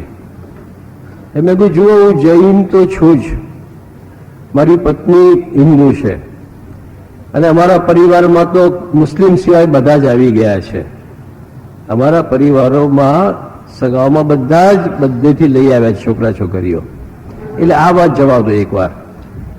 બીજી વાત એ કે એ વખતે 8,500 રૂપિયાની ટિકિટ હતી, બોમ્બે લંડન બોમ્બે. મેં કહ્યું જુઓ હું એવો લેખક છું કે જેના ખિસ્સામાં 8,500 રૂપિયા છે. ત્રીજી વાત એ કે મારા કેટલાય વિદ્યાર્થીઓ ને કેટલાય પ્રેમીઓ ત્યાં બેઠા છે, એટલે મને એક વીકેન્ડમાં વિસ્કી પીવા મળી રહેશે ત્યાં, અને મને મારી ફિશ એન્ડ ચિપ્સ ખાવા મળી રહેશે. મને બધું જ ચાલે છે, ખાવા પીવામાં કોઈ સમસ્યા નથી, એટલે હું ક્યાંય ભૂખે મરતો નથી. એટલે મને કોઈ સમસ્યા નથી ને. તમારા 8,000 રૂપિયા મુબારક તમને. બીજા કોઈ વધારે યોગ્ય માણસે મોકલો, અને ગુજરાતી લેખકો ઘણા મળી આવશે, પણ નોટ બક્ષી. એટલે હું એમ માનું છું કે તમે લખો છો વાચકો માટે. અને એક બહુ નાનું દ્રષ્ટાંત તમને આપી દઉં, બહુ સરસ કિસ્સો છે આ. નટ હેમ્સન, નોર્વેજિયન નાટ્યકાર, એને નોબેલ પ્રાઇઝ મળ્યું. અને સ્વીડનમાં ઓગસ્ટ સ્ટ્રીનબર્ગ, એટલો જ ઊંચો નાટ્યકાર, એને આ જીવન અન્યાય થયો જીવનભર. નોર્વેની પ્રજાએ નોબેલ પ્રાઇઝ કરતા વધારે પૈસા ભેગા કરીને સ્વીડનના લેખકને આપ્યા. કેવી મહાન પ્રજા હશે. સરકારના હજી ગુજરાત સરકાર તરફથી આ 62 વર્ષોમાં મને સેકન્ડ ક્લાસની ટ્રેનની કે ગુડ્સની પણ મને ટિકિટ હજી મફત મળી નથી. અને લોકો શું નથી મળ્યું? ગુજરાતી લેખકોમાં આલિયાઓ ને માલિયાઓ ને બધા ગાંધીનગરમાં પ્લોટ લઈને બેસી ગયા છે. એટલે જો અન્યાયની વાત કરું તો મને તો ખાલી 4 વર્ષે ક્રિમિનલ કેસ થયો, મારા ઉપર એ જ મળ્યું સરકાર તરફથી.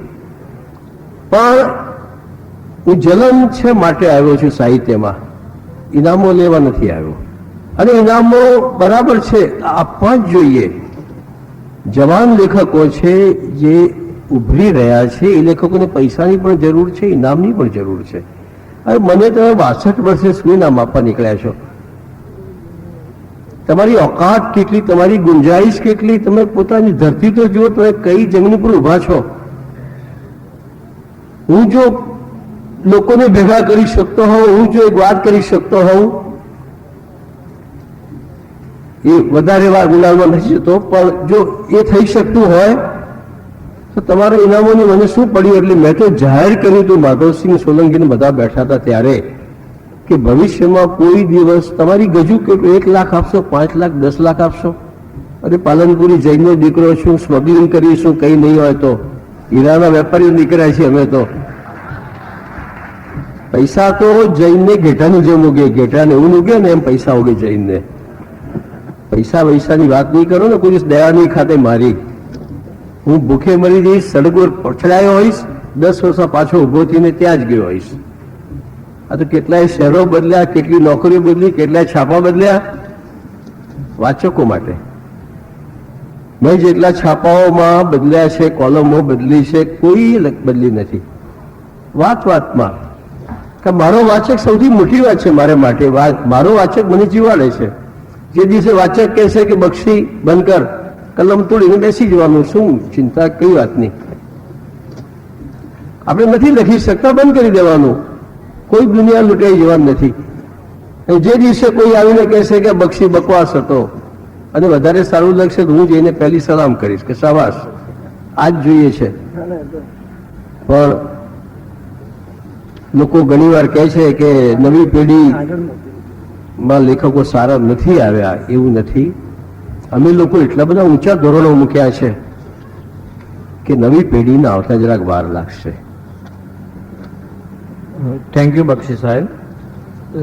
સાસુ વહુને જેટલું સાથે રહેવાનું બને છે તેટલું સસરા જમાઈ સાથે રહેવાનું થાય તો, અને સાસુ વહુ કરતા સસરા જમાઈના સંબંધો સારા થાય ખરા? જો સસરા ને જમાઈ બંને જો સાંજના બેસીને વિસ્કી પીતા હોય સાથે તો સારામાં સારા સંબંધો રહે એવું માનું છું. દ્રૌપદી આપનું માનીતું પાત્ર છે અને સીતા કેમ નથી? ફરક કહેશો? એટલા માટે કે દ્રૌપદીના આ તો બહુ મોટી વાત છે, પણ દ્રૌપદી તો જ્યાં જ્યાં દ્રૌપદી વાત કરી છે એટલી બધી મર્દાનગી ભરી વાત કરી છે.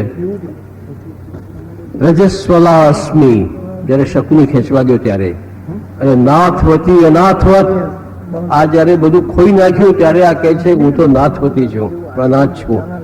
3 જયારે વર આપ્યા એને માગવાના ત્યારે 2 માગીને ત્રીજું એને કેવું નથી માગવું મારે. એ તો પેલા કિચકનું ખૂન મારે વાળ ધોવા છે લોહીથી. જે ઘણા બધા પ્રસંગો છે દ્રૌપદીના, અને મને જો અદભુત પ્રસંગ લાગ્યો હોય મહાભારતનો તો છેલ્લો પ્રસંગ. હિમાલયમાં જાય છે, એક પછી એક બધા મરતા જાય છે, અને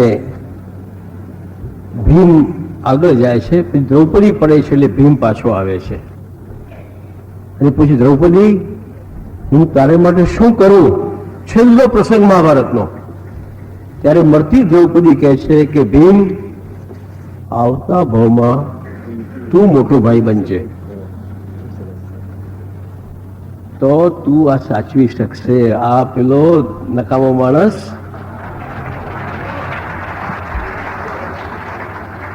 હું ધારું છું એ અદભુત પાત્ર લેખન છે ભીમનું, અને દ્રૌપદીનું આખું માનસ એમાં મળી આવે છે. ફક્ત સ્ત્રીની વ્યાખ્યા આપશો?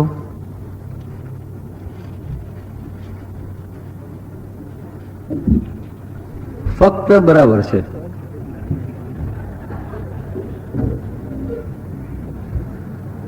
પુરુષ પરિવારની અંદર અને પરિવારની બહાર શું છે?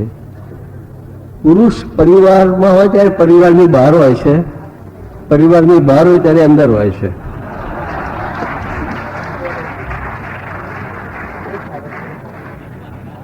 પુરુષ જ્યારે હોટલમાં જાય છે ત્યારે ઘરની સગવડો જોઈએ છે, ઘરમાં હોય ત્યારે હોટલ જવું જોઈએ છે. એટલે બાયોલોજીકલી પુરુષ એક સ્ત્રી વાળો હોતો જ નથી. Biologically, સોશિયોલોજીકલી he has to be one woman man. હમણાં એક બહુ તમે આજે કહ્યું હું જરાક વધારે આત્મીયતે વાત કરું. હમણાં એક ત્યાં સેમિનાર થયો તો હરિભાઈ પણ હતા, જે આપણે હરિભાઈ આવશે, મુરબ્બી છે મારા, બહુ માન છે એમને માટે મને, અને એક બીજા બેન હતા. પછી એક પ્રશ્ન પૂછાયો કે તમે બીજી સ્ત્રી સાથે સંબંધ બાંધવાનું, તમે તો બહુ સારા માણસો, સાક્ષાત ભૂમિના છો, આવો પ્રશ્ન પૂછતા નથી, તો તમે કેવી રીતે બીજી છે સંબંધ બાંધવા માનો ખરા કે નહીં? એટલે બધા તો સામાન્ય રીતે કોઈ પણ લેખકને પૂછો તો પૂછજો, બધા જે આવે લેખકો એમને, એટલે બધા તો દલાદલ ભાગી જાય સમજીને વિચારીને આમ ને તેમને આદર્શે બધું મહાભારત રામાયણ મૂકી દે વચ્ચે. મેં એમ જવાબ આપ્યો કે મને કોઈ વાંધો નથી, કોઈ જાતનો બીજી સ્ત્રી સાથે સંબંધ બાંધવા મને જરા પણ વાંધો નથી, પણ એક તો મારું કોન્શિયન્સ પોતાનું, હું મારી જાતને ત્રાજવા મૂકીને વિચાર કરું કે જે સ્ત્રી મારી સાથે 37 વર્ષ જીવી, કે હોસ્પિટલમાં હું મરવા પડ્યો તો ત્યારે મારી શુશ્રૂષા કરી, કે જેની વેદનામાં હું એને માટે જીવ્યો, ખરાબમાં ખરાબ દિવસમાં 18 રૂપિયાના ભાડામાં ગોડાઉનમાં વરસાદ પડે ત્યારે પથારી ભીજાઈ જાય ત્યારે એક જ પથારીમાં અમે આખી રાત જે બેસીને કાઢતા હતા એ દિવસો જોયા. આજે ડ્રાઈવર સવારના ચાવી લેવા આવે છે ને વોચમેન આવે, સાહેબ ગાડી જરા સાફ કર લે, અને આજે એ જ ગાડીમાં પાછળ જ્યારે ડ્રાઈવરની પાછળ હું ને મારી પત્ની બેસીએ છીએ એ પણ દિવસો જોયા. આ બધાથી પર થઈ ગયા. હું એ સ્ત્રીને છોડી ન શકું. એક વાત મારો આત્મા, મારું પોતાનું કોન્શિયન્સ. બીજી વાત એ કે આ પૃથ્વી ઉપર હું કોઈ પણ ખરાબી કરું, કોઈને મારે જવાબ આપવાનો નથી. કોઈને નહીં, માત્ર 2 જ વ્યક્તિઓને, મારી પત્ની ને મારી પુત્રી, મારો પોતાનો પરિવાર. એ જ્યારે પૂછે ત્યારે મારે 2 હાથ ઊંચા કરીને જ કહેવાનું છે આઈ એમ ગિલ્ટી. બાકી આ દુનિયામાં મને કોઈ નહીં પડી નથી, કોઈ મને કહી શકતું નથી કે આ કેમ કર્યું. એટલે જે ક્ષણે મને થશે કે હું મારી જાતને વફાદાર નથી, ઈમાનદારી મારી નથી મારી જાતને, અને મારા પરિવાર તરફ હું બેવફા છું, એ ક્ષણે મારે માટે કોઈ બંધન, કોઈ મર્યાદા, કોઈ સીમાબદ્ધતા કઈ છે જ નહીં. એટલે હું બહુ સ્પષ્ટ છું આ બાબતમાં. જરા પણ મને એવું લાગતું નથી કે બીજી સ્ત્રી ના આવી શકે જીવનમાં. નથી આવતી એ હું વિચાર કરું છું માટે નથી આવતી. કારણ કે કોઈ દિવસ મારા જેવો માણસ જે રેડિયોમાં જેણે કામ કર્યું, ટીવીમાં કામ કર્યું વર્ષો સુધી, પત્રકારત્વમાં રહ્યો, કોલેજમાં રહ્યો, બધા જ ક્ષેત્રોમાં ફર્યો, અને ચલતો પૂરજો કહી શકાય એ પ્રકારનો માણસ, એને he had no problem with women. પણ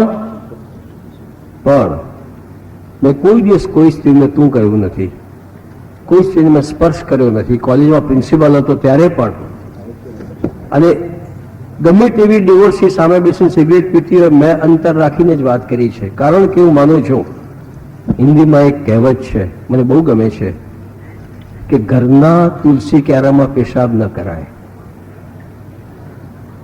ઈમાન જો માણસ ખોઈ નાખે છે ને તો માણસમાં અને આ કૂતરામાં કોઈ ફરક નથી.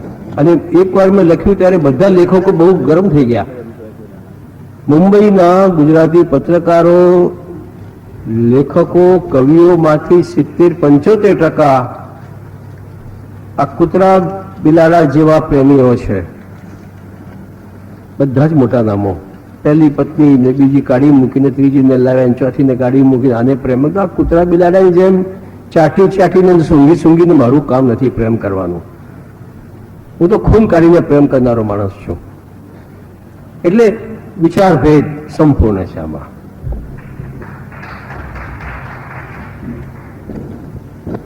સ્ત્રીને ન સમજી શકનાર 80 વર્ષનો ફ્રોઈડ અને સ્ત્રીને ન સમજી શકનાર આ 62 વર્ષના બક્ષી, છતાં સ્ત્રી માટે સમજીને સમજનાર જેવું આચરણ, વિચારણા, લખાણ, આ બધું વિરોધાભાસ નથી લાગતો? આખું જીવન જ વિરોધાભાસ છે. લોકો કહે છે સમાધાનવાદી, અરે હું પૃથ્વી પર ઉભો છું, 2 પગે એ જ સમાધાન છે. આ પૃથ્વી તો ફરી રહી છે. દરેક ક્ષણ જીવનમાં સમાધાન છે અને વિરોધાભાસ છે. જો વિરોધિતા નથી તો પાગલ માણસમાં જ નથી હોતી, અથવા સાધુમાં નથી હોતી. હું સારમાં છું. દરેક વિરોધિતાને આત્મસાત કરીને જ મારે જીવવાનું છે. એવું નથી કે સંઘર્ષ થતા નથી, ઝઘડા થતા નથી, પણ મોટા વ્યાપ ઉપર, મોટા ફલક ઉપર જ્યારે વિચાર કરીએ છીએ કે તમારા જીવનમાં તમારો અનુભવ કેટલો, એક સ્ત્રીનો, 2, 5, 10 કેટલી સ્ત્રીઓનો અનુભવ. હવે એ 1957માં હું જ્યારે બહુ જ પૈસાદારનો દીકરો અને એકદમ સામાન્ય મધ્યવર્ગીય સ્ત્રી, જેને ઓળખતો પણ નહોતો, અને પરણ્યો, સિવિલ મેરેજ કર્યું 5 રૂપિયામાં. મારી પોતાની બા એ પણ આવ્યા નહોતા. આ 1957ની વાત કરું છું, ત્યારે આ જીવન આટલું ખુલ્લેઆમ ન હતું. અને હું તો લોફર કક્ષાનો હતો, ઘરથી ભાગી ગયેલો, પડઘા ડૂબી ગયા લખ્યું ત્યારે. અને સાચા અર્થમાં કલકત્તાના વેશ્યાલયમાં જ રહેતો હતો હું. સોનાગાછી નામનો વિસ્તાર છે, ત્યાં જ મારી રૂમ હતી. પડઘિયામાં વર્ણન પણ છે બધા વિસ્તારનું. એટલે અને છતાંય આખો આ વિશ્વાસની વાત છે. આ આખી વાત સ્ત્રી અને પુરુષના સંબંધની વાત હું બિલકુલ જૂનવાણી માનું છું. આ વાત હું જૂનવાણી છું આ બાબતમાં, અને આ બધા કરતા વધારે મોડર્ન છું. હું માનું છું કે હવે આ પણ વાત સ્વીકાર્ય તો નથી મારા, હું માનું છું કે મારા ઘરમાં જેને પણ જે ખરાબી કરવી હોય પ્યારથી કરો. સિગરેટ પીવી છે, મને કહો સારામાં સારી સિગરેટ લાવીને પીઓ. શરાબ પીવો છે, સારામાં સારો પીઓ, ચોરી છુપીથી નહીં. અમારા ઘરમાં પૈસા મૂકી દર ડબ્બામાં જેની જે વાપરો વાપરો, હિસાબ નહીં એનો.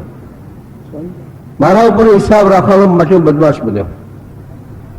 મેં દુકાનદારી કરી છે, મેં જે ધંધા કર્યા, કોલેજો કરી, મેં હંમેશા મારી નીચેના માણસથી મારે ક્યારેય ઝઘડો થયો નથી. મારે ઝઘડો થયો છે મેનેજમેન્ટ સાથે. કોઈ દિવસ મારી નીચેના અને હું ભેટ્યો જ છું, રડ્યા છે લોકો. અને કોઈ દિવસ મેં, કારણ કે હું જૂનો માર્ક્સિસ્ટ છું ને, સડક ઉપરથી આવેલો માણસ છું, એટલે બંને દુનિયાઓ જોઈ છે મેં. એટલે મારે દિવસ આ સમસ્યા થતી નથી. હું દલિત કવિઓ સાથે બેસીને 4 કલાક લડી શકું છું, અને એમને ધમકાવીને કહી શકું છું કે તમારી પ્રિયા અને પિત્તળ નીચે નથી. અરે મેં પણ ગરીબી જોઈ છે. કેમ તમારું માતૃત્વ વધારે, કારણ કે તમે ભિખારી માટે મારે પણ માતૃત્વ હતું એક. પણ આ ક્યારે કહી શકો છો જ્યારે તમે સડક જોઈ હોય ત્યારે. એટલે હું આ તો ફરીથી એક જ મુદ્દા ઉપર આવું છું કે લેખક, કલાકાર ગમે તે હોય, જ્યાં સુધી એ જીવનનો સીધો અનુભવ નથી આવતો, અને જે આપણા ગુજરાતી કથાકારમાં નથી. આ એક સૌથી મોટી આપણી ઓળખ કે જીવન સાથેનો અનુભવ નથી. જ્યારે પછી તો ઇનામો મળે, વખાણો થાય, સાહિત્ય, પેલી કઈ પરિષદ છે ને એક, મકબરો સાહિત્યનો, આપણો ગુજરાતી સાહિત્યનો સાબરમતી તટે, એ મકબરામાં તમને 20 માણસો સાંભળવા આવે. એમાં 20માં 10 પાછા ઘરના હોય ને 10 કમિટીના હોય. અને તમે આમાં 13 પણ હોય ને, 13,000 બરાબર છે. અને એમાં તમે જ્યારે આખી પ્રજાની વેદનાની વાત આવે, એક આખી બાબરી મસ્જિદ તૂટી જાય અને તમે એક અક્ષર લખો નહીં, આને પણ ખુશ કરો ને પેલાને પણ ખુશ કરો. અને હું મારા જેવો માણસ જઈને ભરી સભામાં પ્રવચન આપ્યું જોરથી, અને છેવટે મારો પ્રકાશક મને ખેંચીને લઈ જાય કે બક્ષી સાહેબ ચાલો છરો મારી દેશે કોઈ. મને યાર જિંદગીમાં કોઈક દિવસે મરવાનું છે ને 2 હાર્ટ એટેક આવી ગયા, ત્રીજો આવશે, શું ફરક પડશે એમાં? જો કોઈ, હું તો હિન્દુ નથી, હું જૈન છું, પણ હું જો મારી ધરતી ઉપર મારી અસ્મિતાની, મારી પ્રભુતાની, મારા અસ્તિત્વ બોધની વાત ન કરું તો 62 વર્ષ શું જખ મારી મેં? કોઈની દયા, કોઈની દયાનતદારી, કોઈની એક ભીખ ફેંકવા ઉપર હું જીવવા માંગુ છું? અરે આ ધરતી ઉપર હજારો મરી ગયા.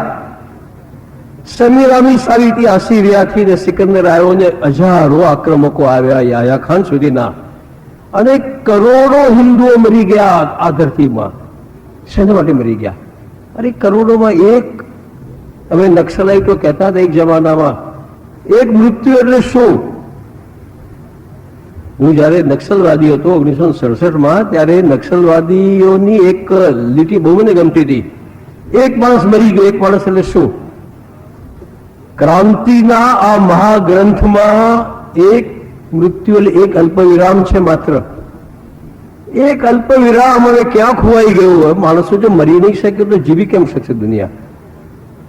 તમે તમારા ઈમાન માટે, તમારા ધર્મ માટે, તમારા અસ્તિત્વ માટે, તમારી ભવિષ્યની પેઢીઓ માટે આ એક હવે ફરીથી કિસ્સો કહી જ દઉં કે આપણે તો સાંજની મહેફિલમાં બેઠા છીએ અને જ્યારે તમને કંટાળો આવે ત્યારે મને કહેજો, હું ચૂપ થઈ જઈશ. પણ અમદાવાદમાં એક ઉદ્ઘાટન હતું દેવેન્દ્ર પટેલના પુસ્તકોનું. એ વખતે રાજ્યપાલ શ્રી બેઠા હતા, ચિમનભાઈ પટેલ હતા. ચિમનભાઈ પટેલની દીકરી મારી વિદ્યાર્થીની હતી, સુજાતા. એટલે મેં વાતો પણ કરી બધી. આપણા એક નરહરીભાઈ અમીન હતા, શિક્ષા મંત્રી, બીજા બી મહાપુરુષો, એટલા બધા મહાપુરુષો એક સાથે જોવાનો મને મોકો મળ્યો. તો અને કંઈક બદકિસ્મતી એમની કે હું પણ હતો ગુલમામાં. પછી કંઈક હું તો આત્મશ્લાઘા કરવા માનું જ છું. મેં કહ્યું કે 10 મિનિટની મર્યાદા છે, એટલે ઓડિયન્સમાંથી કહેવામાં આવ્યું કે તમારે માટે મર્યાદા નથી, બક્ષી જવા દો આગળ. પછી બોલ્યો ત્યારે મેં એમ વાત કરી, ઘણી બધી વાતોમાં એક વાત કહું છું. તું 46 વર્ષ પહેલા જ્યારે આઝાદી આવી ત્યારે હું 16 વર્ષનો હતો અને 46-47 વર્ષ આજે હું આ ઉંમરે આવ્યો છું. અને અમને એમ હતું, ગાંધીજીને જોયા, જવાહરલાલજીને જોયા, સરદારને જોયા, અમને એમ થયું કે આખી સમસ્યા પતી ગઈ. આજે એ સમસ્યા વકરીને આટલી ભયાનક થઈ ગઈ. મને એ ચિંતા નથી. મેં કીધું આ બધા જે બેઠા છે, એટલે આ રાજ્યપાલ ને મુખ્યમંત્રી, આ બધા તો અક્કલ વગરના છે. જાહેરમાં કહ્યું મેં બધું, એમને ભાન જ નથી આ વાતની કયા પરિપ્રેક્ષ્યમાં બોલી રહ્યા છે. મને આજથી 46 વર્ષ પછીની ચિંતા છે કે જ્યારે આ નાનો કુલાલ કે આ નાની કેવરા જે છે 8 વર્ષની ને 10 વર્ષની, આ બચ્ચાઓ જ્યારે 40-45 ના થશે, જ્યારે હું નહીં હોઉં, ત્યારે કયું હિન્દુસ્તાન વારસામાં મૂકીને જવું છે? એ જ મારામારી, એ જ આતંક, એ જ આક્રોશ, એ જ ખૂનામરકી, કે જે અમે જ્યારે ગાંધીજી અને જવાહરલાલજી અને સરદારને જોયા અને જે એક સમજ્યા કે હિન્દુસ્તાન મળ્યું વારસામાં અમને, આપણે એ જ બળતું ભળભળતું હિન્દુસ્તાન મૂકીને જવું છે? મેં તો આ લોકો નહીં સમજે. આ ઇતિહાસ બોર્ડ આમનું કામ નથી. આ તો વર્તમાનમાં ટપકતા કીટાણુઓ છે બધા. અમે ઇતિહાસના માણસો, સાહિત્યના માણસો, પ્રજાના માણસો અમે આ વિચાર કરી શકીશું કે ભવિષ્યની પેઢીને માટે કયું હિન્દુસ્તાન મૂકીને જવું છે. અને હું ખરેખર આ વાત બહુ ગંભીરતાથી માનું છું. 4 માણસો મરી ગયા, 6 ખૂન કર્યા, 2 ઘર બાળ્યા, એ બહુ જ ગૌણ છે, આનુષંગિક છે. પણ એક આટલા મોટા ફલક ઉપર બદલાતા પરિવેશમાં, એ આફ્રિકામાં, દક્ષિણ આફ્રિકામાં હું ગયો ત્યારે મંડેલા જેલમાં હતા અને હું સોવિટોમાં ગયો અને મંડેલાનું બળેલું ઘર, વિની મંડેલાનું ઘર બાળ્યું મેં જોયું. એ જ્યારે હું લેનિનગ્રાડ ગયો અને મેં પૂછ્યું રશિયનને કે આ બોલ્શેવિક બળવો થયો ક્યારે? 1917માં. ત્યારે મને કહ્યું કે અહીંથી લોકો દોડતા આવ્યા અને આ જલાવ્યું એમણે. જ્યારે હું પેરિસમાં ઉતર્યો ત્યારે બાસ્તિલના સ્ટેશને ઉતર્યો અને બાસ્તિલનો કિલ્લો જોવા ગયો કે આ ફ્રેન્ચ ક્રાંતિ ભડકી કેવી રીતે. અને મેં એમને એ જ કહ્યું, મેં જુઓ, મેં ફ્રાન્સની ક્રાંતિથી એ જગ્યા જોઈ છે, રશિયન ક્રાંતિથી લેનિનગ્રાડ જોયું છે. એક બાબરી ક્રાંતિ આવે છે, ઐતિહાસિક પરિબળો એવા છૂટી જાય છે. કોઈ ભાજપ, કોઈ વિશ્વ હિન્દુ પરિષદ, કોઈ બજરંગ બલી, કોઈ લાલકૃષ્ણ અડવાણી, કોઈનું ગજું નથી આને રોકવાનું. આ ઇતિહાસનો બળ છે. એક હિસ્ટોરિકલ ફટીગ નામની વસ્તુ આવે છે, ઐતિહાસિક થાક પ્રજામાં, અને ત્યારે પ્રજા ભડકી ઉઠે છે. અને ઇતિહાસ કોઈના કહેવાથી ચાલતો નથી. ઇતિહાસને આંસુ નથી, ઇતિહાસને હાસ્ય નથી. તમે ને હું કોણ રોકનારા? અને એક વાત જે કહી લોકોને બહુ મજા પડી ગઈ અને ચિમનભાઈ બહુ બગડ્યા. મેં એમ કહ્યું કે ઇંગ્લેન્ડના પંચમાં એક કાર્ટૂન આવ્યું હતું કે ગાંધીજીના 3 જે હતા બંદર, મોઢું બંધ રાખતા હતા, ખરાબ બોલવું નહીં, કાન બંધ રાખતા હતા એક બંદર કે ખરાબ સાંભળવું નહીં, અને આંખો બંધ રાખતા હતા કે ખરાબ જોવું નહીં. બધું ગાંધીજીના બંદરો હજી એ જ છે, અહીં જ બેઠા છે. ઘણા હતા કોંગ્રેસી ત્યાં, બધું ગાંધીજીના બંદરો હજી એ જ છે. પણ પંચમાં જે કાર્ટૂન આવ્યું હતું કે જે બંદર મોઢું બંધ રાખે છે અને બોલતો નથી, એ કાન અને આંખથી બધું કરી રહ્યો છે ખરાબ. જે કાનથી સાંભળતો નથી, આંખ અને મોઢાથી બધું ખરાબ કરી રહ્યો છે. અને જે ત્રીજો છે એ પેલી બે ઇન્દ્રિયોથી કરી રહ્યો છે. આજના કોંગ્રેસીઓ આ છે. એટલે ચિમનભાઈએ કહ્યું બક્ષીને કહો કે બેસી જાય, પણ હવે એટલી હિંમત તો નથી હોતી બક્ષીને બેસાડવાની.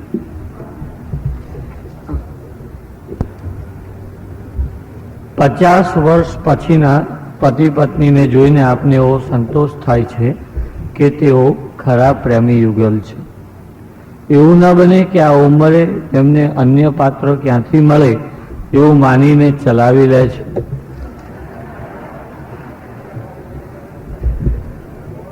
સૌનો પોતપોતાનો અભિગમ છે, પણ હું આવું માનું છું. સૌનો પોતપોતાનો દ્રષ્ટિકોણ છે, પણ હું એમ માનું છું કે જ્યારે હું બહુ બુઝુર્ગ જઉં છું પતિ પત્ની, અને ત્યારે હું સમજુ કે પ્રેમ કદાચ આ હશે. કારણ કે એમાંથી એક મરી જાય છે તો બીજો પછી લાંબુ ટકતો નથી. એમાં પણ સ્ત્રી ટકી જાય છે, પુરુષ નથી ટકી શકતો. કારણ મને ખબર નથી, પણ મને લાગે છે કે એ જે પુરુષ જે અપંગ થઈ જાય છે મોટી ઉંમરે પત્નીને મરી ગયા પછી, કારણ કે એટલો બધો નિર્ભર થઈ ગયો હોય છે, જીવન એટલું અવલંબન જીવનમાં આવી ગયું હોય છે કદાચ. એટલે હું ઘણી વાર એકલો રહેવા જઉં છું મારા અમદાવાદના ફ્લેટમાં, ત્યારે મને ઘણા પૂછે છે કે તમે બક્ષી એકલા કેમ રહો છો અહીંયા? અંકલ, બક્ષી તો નહીં, અંકલ એકલા કેમ રહો છો? હું કોઈ મારી બુઢાપાનું રિહર્સલ કરી રહ્યો છું. એક નાની 10 વર્ષની બેબીનો પ્રશ્ન મારી પાસે આવ્યો છે. શું તમે નાનપણથી જ સ્ત્રીને જાણતા હતા? હું સ્ત્રીના પેટમાં જ પેદા થયો હતો.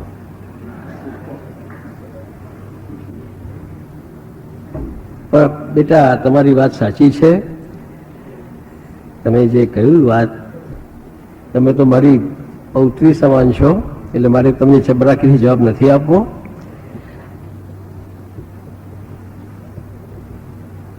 જો સ્ત્રીઓ ન હોય ને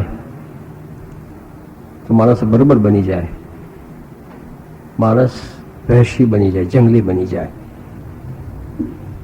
અને આટલા બધા અભિનય, આટલી બધી ભૂમિકાઓ એક સ્ત્રી જ ભજવી શકે. એ બહેન પણ બની શકે, અને ભાભી પણ બની શકે, નણંદ પણ બની શકે, અને સાસુ પણ બની શકે, અને પૌત્ર વધુ પણ બની શકે, અને માતા પણ બની શકે. આ પુરુષનું કામ નથી.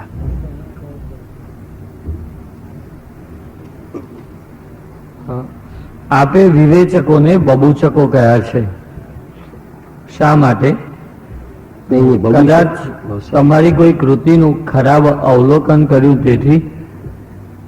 મેં બબૂચક નથી કહ્યા, એ તો બહુ સારો શબ્દ છે.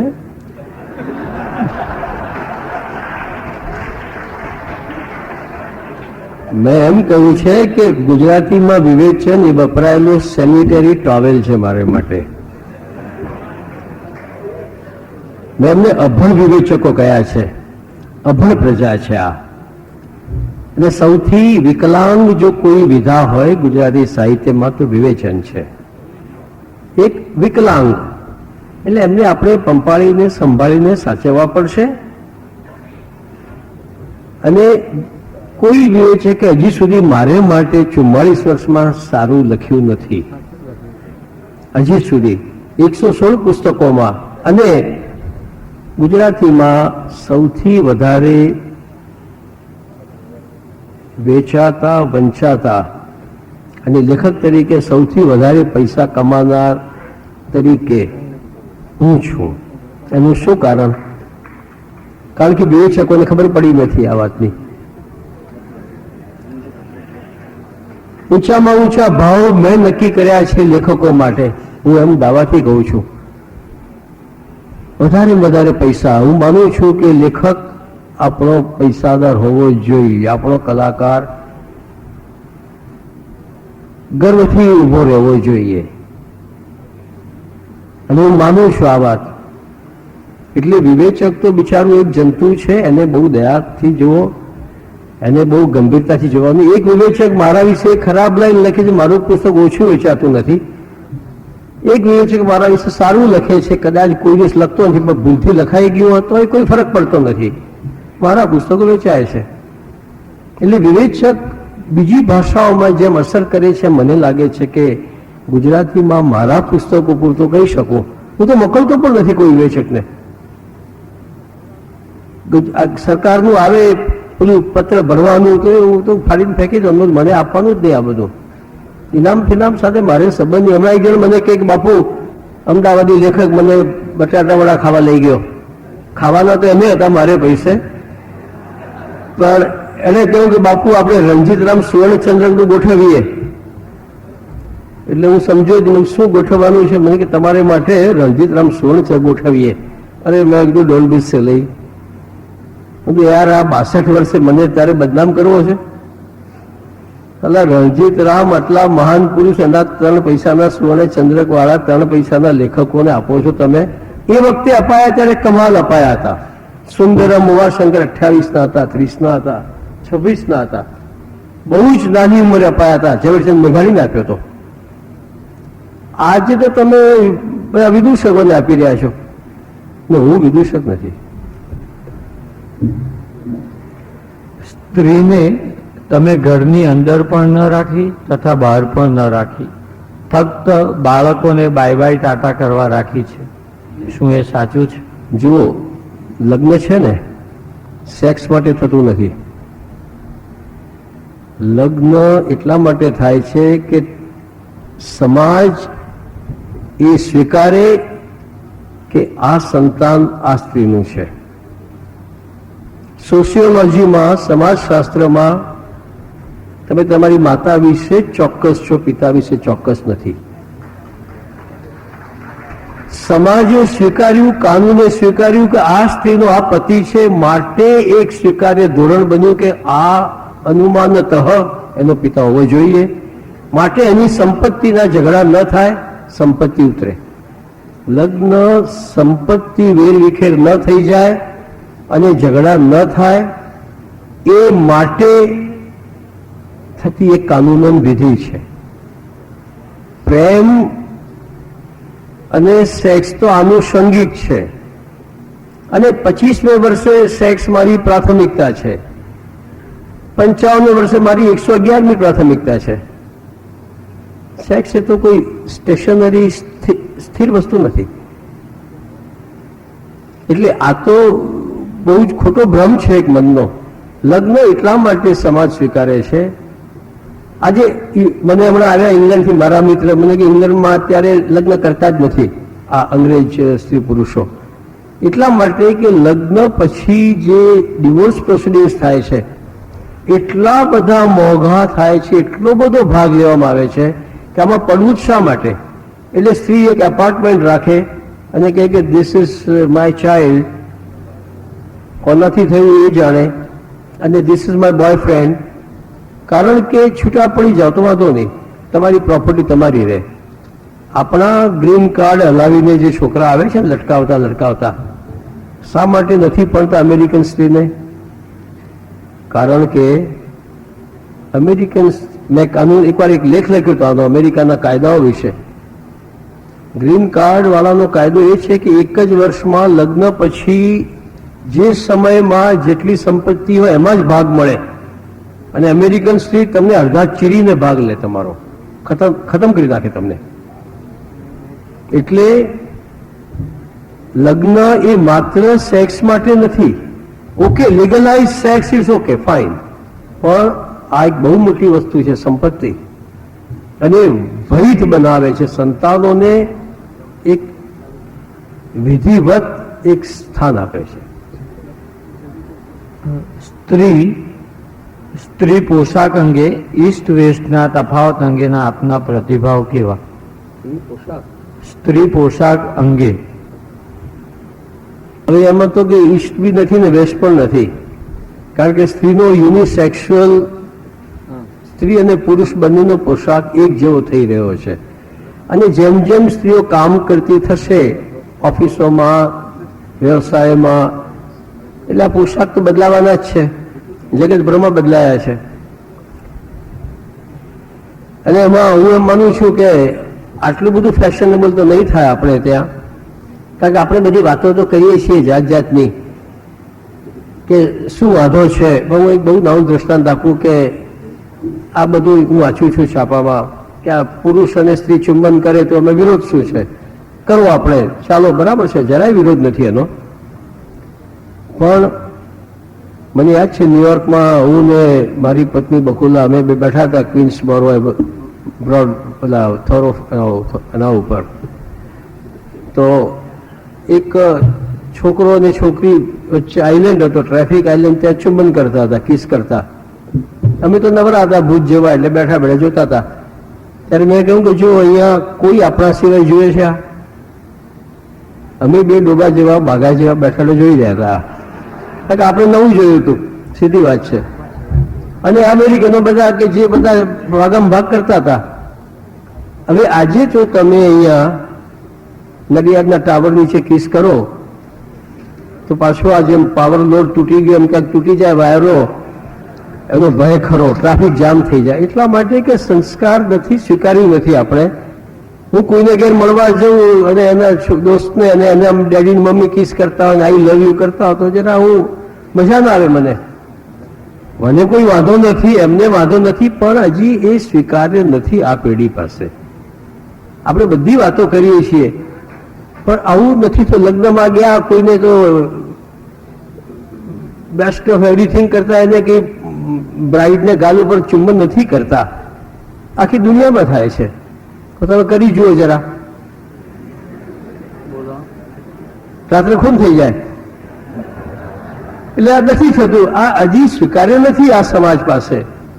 મને વાંધો નથી, હું જઉં ને હું ચુંબન કરું તો મને એના વાંધો નથી, પણ હવે બીજાને હોઈ શકે. પેલો વિડીયો વાળો લાઇટ ઓફ કરી દે ફોટો પાડતી વખતે. તમારું લખાણ તમારી પત્ની વાંચે છે ખરી? નથી વાંચતી, કારણ કે થાકી ગઈ છે વાંચી વાંચીને. એટલું બધું લખું છું. પણ એક વાત છે કે ચોક્કસ એક મજાની વાત એ છે કે આપણા બધા મહાન લેખકો વિદેશ ગયા, કેટલા પછાત અવિકસિત લેખકો છે કે મારી પત્ની મારી પત્ની મારી પત્ની લખતા હતા. એટલે કૂતરાને પણ નામ હોય છે ભાઈ સાહેબ, નામ તો લખો પત્નીનું. બકુલા મારી પત્નીનું નામ છે. બકુલા વાંચે છે અને સારું હોય તો ક્યારેક સમીક્ષા કે કોઈ મારા ઘરમાં એક બહુ વ્યવસ્થિત વાત છે. આઈ એમ લાઈક અ મર્ડરર. હું ખૂનીની જેમ લખું છું. હું લખતો હોઉં તો ગમે તે કાગળ, ગમે તે પેન્સિલ, ગમે તે વસ્તુ, ગમે તે હોય, ગમે તેટલું તોફાન થતું હોય, અવાજ, નગારા, ટીવી, જે વાગવું હોય વાગે. હું બેઠો છું લાઈક અ સર્જન, સ્કાલ્પેલ લઈને કાપું છું, મારું કામ શરૂ કરું છું. કોઈ નખરા નહીં કે લાવ ભાઈ પાઇપ મારે પીવા જોઈએ, ચાનો કપ જોઈએ, નો નથિંગ, નો નોનસેન્સ. એ વખતે એક કામ આવે, જરા ડબ્બો ઉતારી આપજો તો ઉભા થઈને ડબ્બો ઉતારી આપવાનો. આ જરા ડબ્બો મૂકી આપજો, ડબ્બો મૂકી આપવાનો. એ વખતે પેલો આવ્યો છે ઝાડુ વાળો, જરા કચરો આપી દે તો ઉભા થઈને કચરાનો ડબલો આપી દેવાનો. આઈ am a very normal citizen. અને હું એમ માનું છું કે કલાકાર બધા જ હોય છે. જે સ્ત્રી રોટલી ગોળ બનાવી શકે છે એ પણ મારે માટે કલાકાર છે, કારણ કે હું બનાવી શકતો નથી. જે મારા વાળ સરસ કાપી આપે છે પણ મારા માટે કલાકાર છે, કારણ કે મને નથી આવડતું. જે માણસ એકાઉન્ટિંગ કરીને ટોટલ કેટલો સરસ કરે છે એ પણ કલાકાર છે મારે માટે. જે પણ માણસ સરસ વસ્તુ કરે છે, વિકૃતિમાંથી જે સંસ્કૃતિ લાવી શકે છે એ મારે માટે કલાકાર છે. I don't think a writer is a super citizen. એ કોઈ દિવસે આભાર રાખીને ફરવું નહીં. હું તો સાહિત્યનો એક સૈનિક છું. 4 કરોડ 11 લાખ ગુજરાતીઓ છે, એમાં એક હું છું. મને એક કામ સારું કરતા આવડે છે, લખવાનું. એવું કરું છું. કાલ મને ખિસ્સું કાપવાનું સારું આવડતું તો ખિસ્સું કાપતો. બીજું કઈ નિમલાકાર ન હોત તો ગુંડો બન્યો હોત, બદમાશ બન્યો હોત. કારણ મને એ વધારે ફાવે છે બીજા બધા કામો કરતા. ક્રિમિનલ બન્યો હોત. એટલે આ વસ્તુ સાથે હું બહુ મહત્વ નથી આપતો. રામાયણમાં રાવણને અન્યાય થયો હોય એમ આપને નથી લાગતું? રાવણની એક વાત મને બહુ ગમે છે. રાવણનું ઘણું બધું ગમે છે. એક વાત સરસ છે. જ્યારે સીતા સ્વયંવર થયો ત્યારે બધા આવ્યા હતા, અને આ તો ઘણાને ખબર છે, રાવણ પણ આવ્યો હતો. અને સીતા જ્યારે ત્યાં પાસે આવ્યા ત્યારે કહ્યું કે બ્રાહ્મણ છે, શું આપવાની ભિક્ષા કે દીક્ષા કે જે કહેતા હોય એ શબ્દ. એટલે રાવણે કહ્યું કે હું એ માંગીશ તું નહીં આપી શકે. એટલે કે બ્રાહ્મણ તો ખાલી ન જવું જોઈએ આંગણેથી. એટલે રાવણે કહ્યું કે મારી પાસે જે નથી એ મારે જોઈએ છે. અને રાવણે યુદ્ધ માંગ્યું, યુદ્ધ, અને સીતાએ આપ્યું. આપના વિશે એક અભિપ્રાય બંધાયેલો છે કે તમે ખૂબ સ્પષ્ટ વક્તા છો. તો આજની આ શામ તમે નડિયાદમાં ગુજારો છો ત્યારે વ્યાખ્યાન પછીની ક્ષણે તમે નડિયાદના શ્રોતાઓ વિશે શું ધારો છો? હું સ્પષ્ટ વક્તા નથી, પણ હું સત્ય વક્તા છું. અને સત્ય બોલો એટલે શોખ થાય જ, શોખ લાગે જ. તમારે શોકિંગ થવા માટે બીજું કઈ કામ, કઈ સાચું બોલો. હું કહું કે ભાઈ હું આમ નગીની મેન, મારે તો માતાના શીતળાના ડાઘા છું, હું બટકો છું, સાચી વાત છે. તદ્દન હું કાળીઓ માણસ છું, સાચી વાત છે. અને ઇટ ઇઝ શોકિંગ. અને હંમેશા હું માનું છું તો સાચું બોલો તો ગુજરાતી તો શોખ લાગશે જ એમને. મારું એક માનવું છે કે સત્ય બોલો એટલે શોખ લાગવાનો છે. સત્યમ બ્રુયાત ને પ્રિયમ બ્રુયાત જેવું મારી ભાષામાં નથી. સત્ય ને પ્રિય હોઈ શકે તે બે વસ્તુઓ સાથે. મારે માટેની વાત કરું છું, બાકી આવડે તો બહુ મોટી વાત છે, આ કલાકારનું કામ છે. આ તો પણ હું એવો કલાકાર નથી. નડિયાદના શ્રોતાઓની દુનિયામાં ગમે ત્યાં હું ગયો છું, જ્યાં પણ ગયો છું, શ્રોતાઓ બિલકુલ તૈયાર હોય છે, વયસ્ક હોય છે, સમજદાર હોય છે. આપણને બોલતા આવડતું નથી.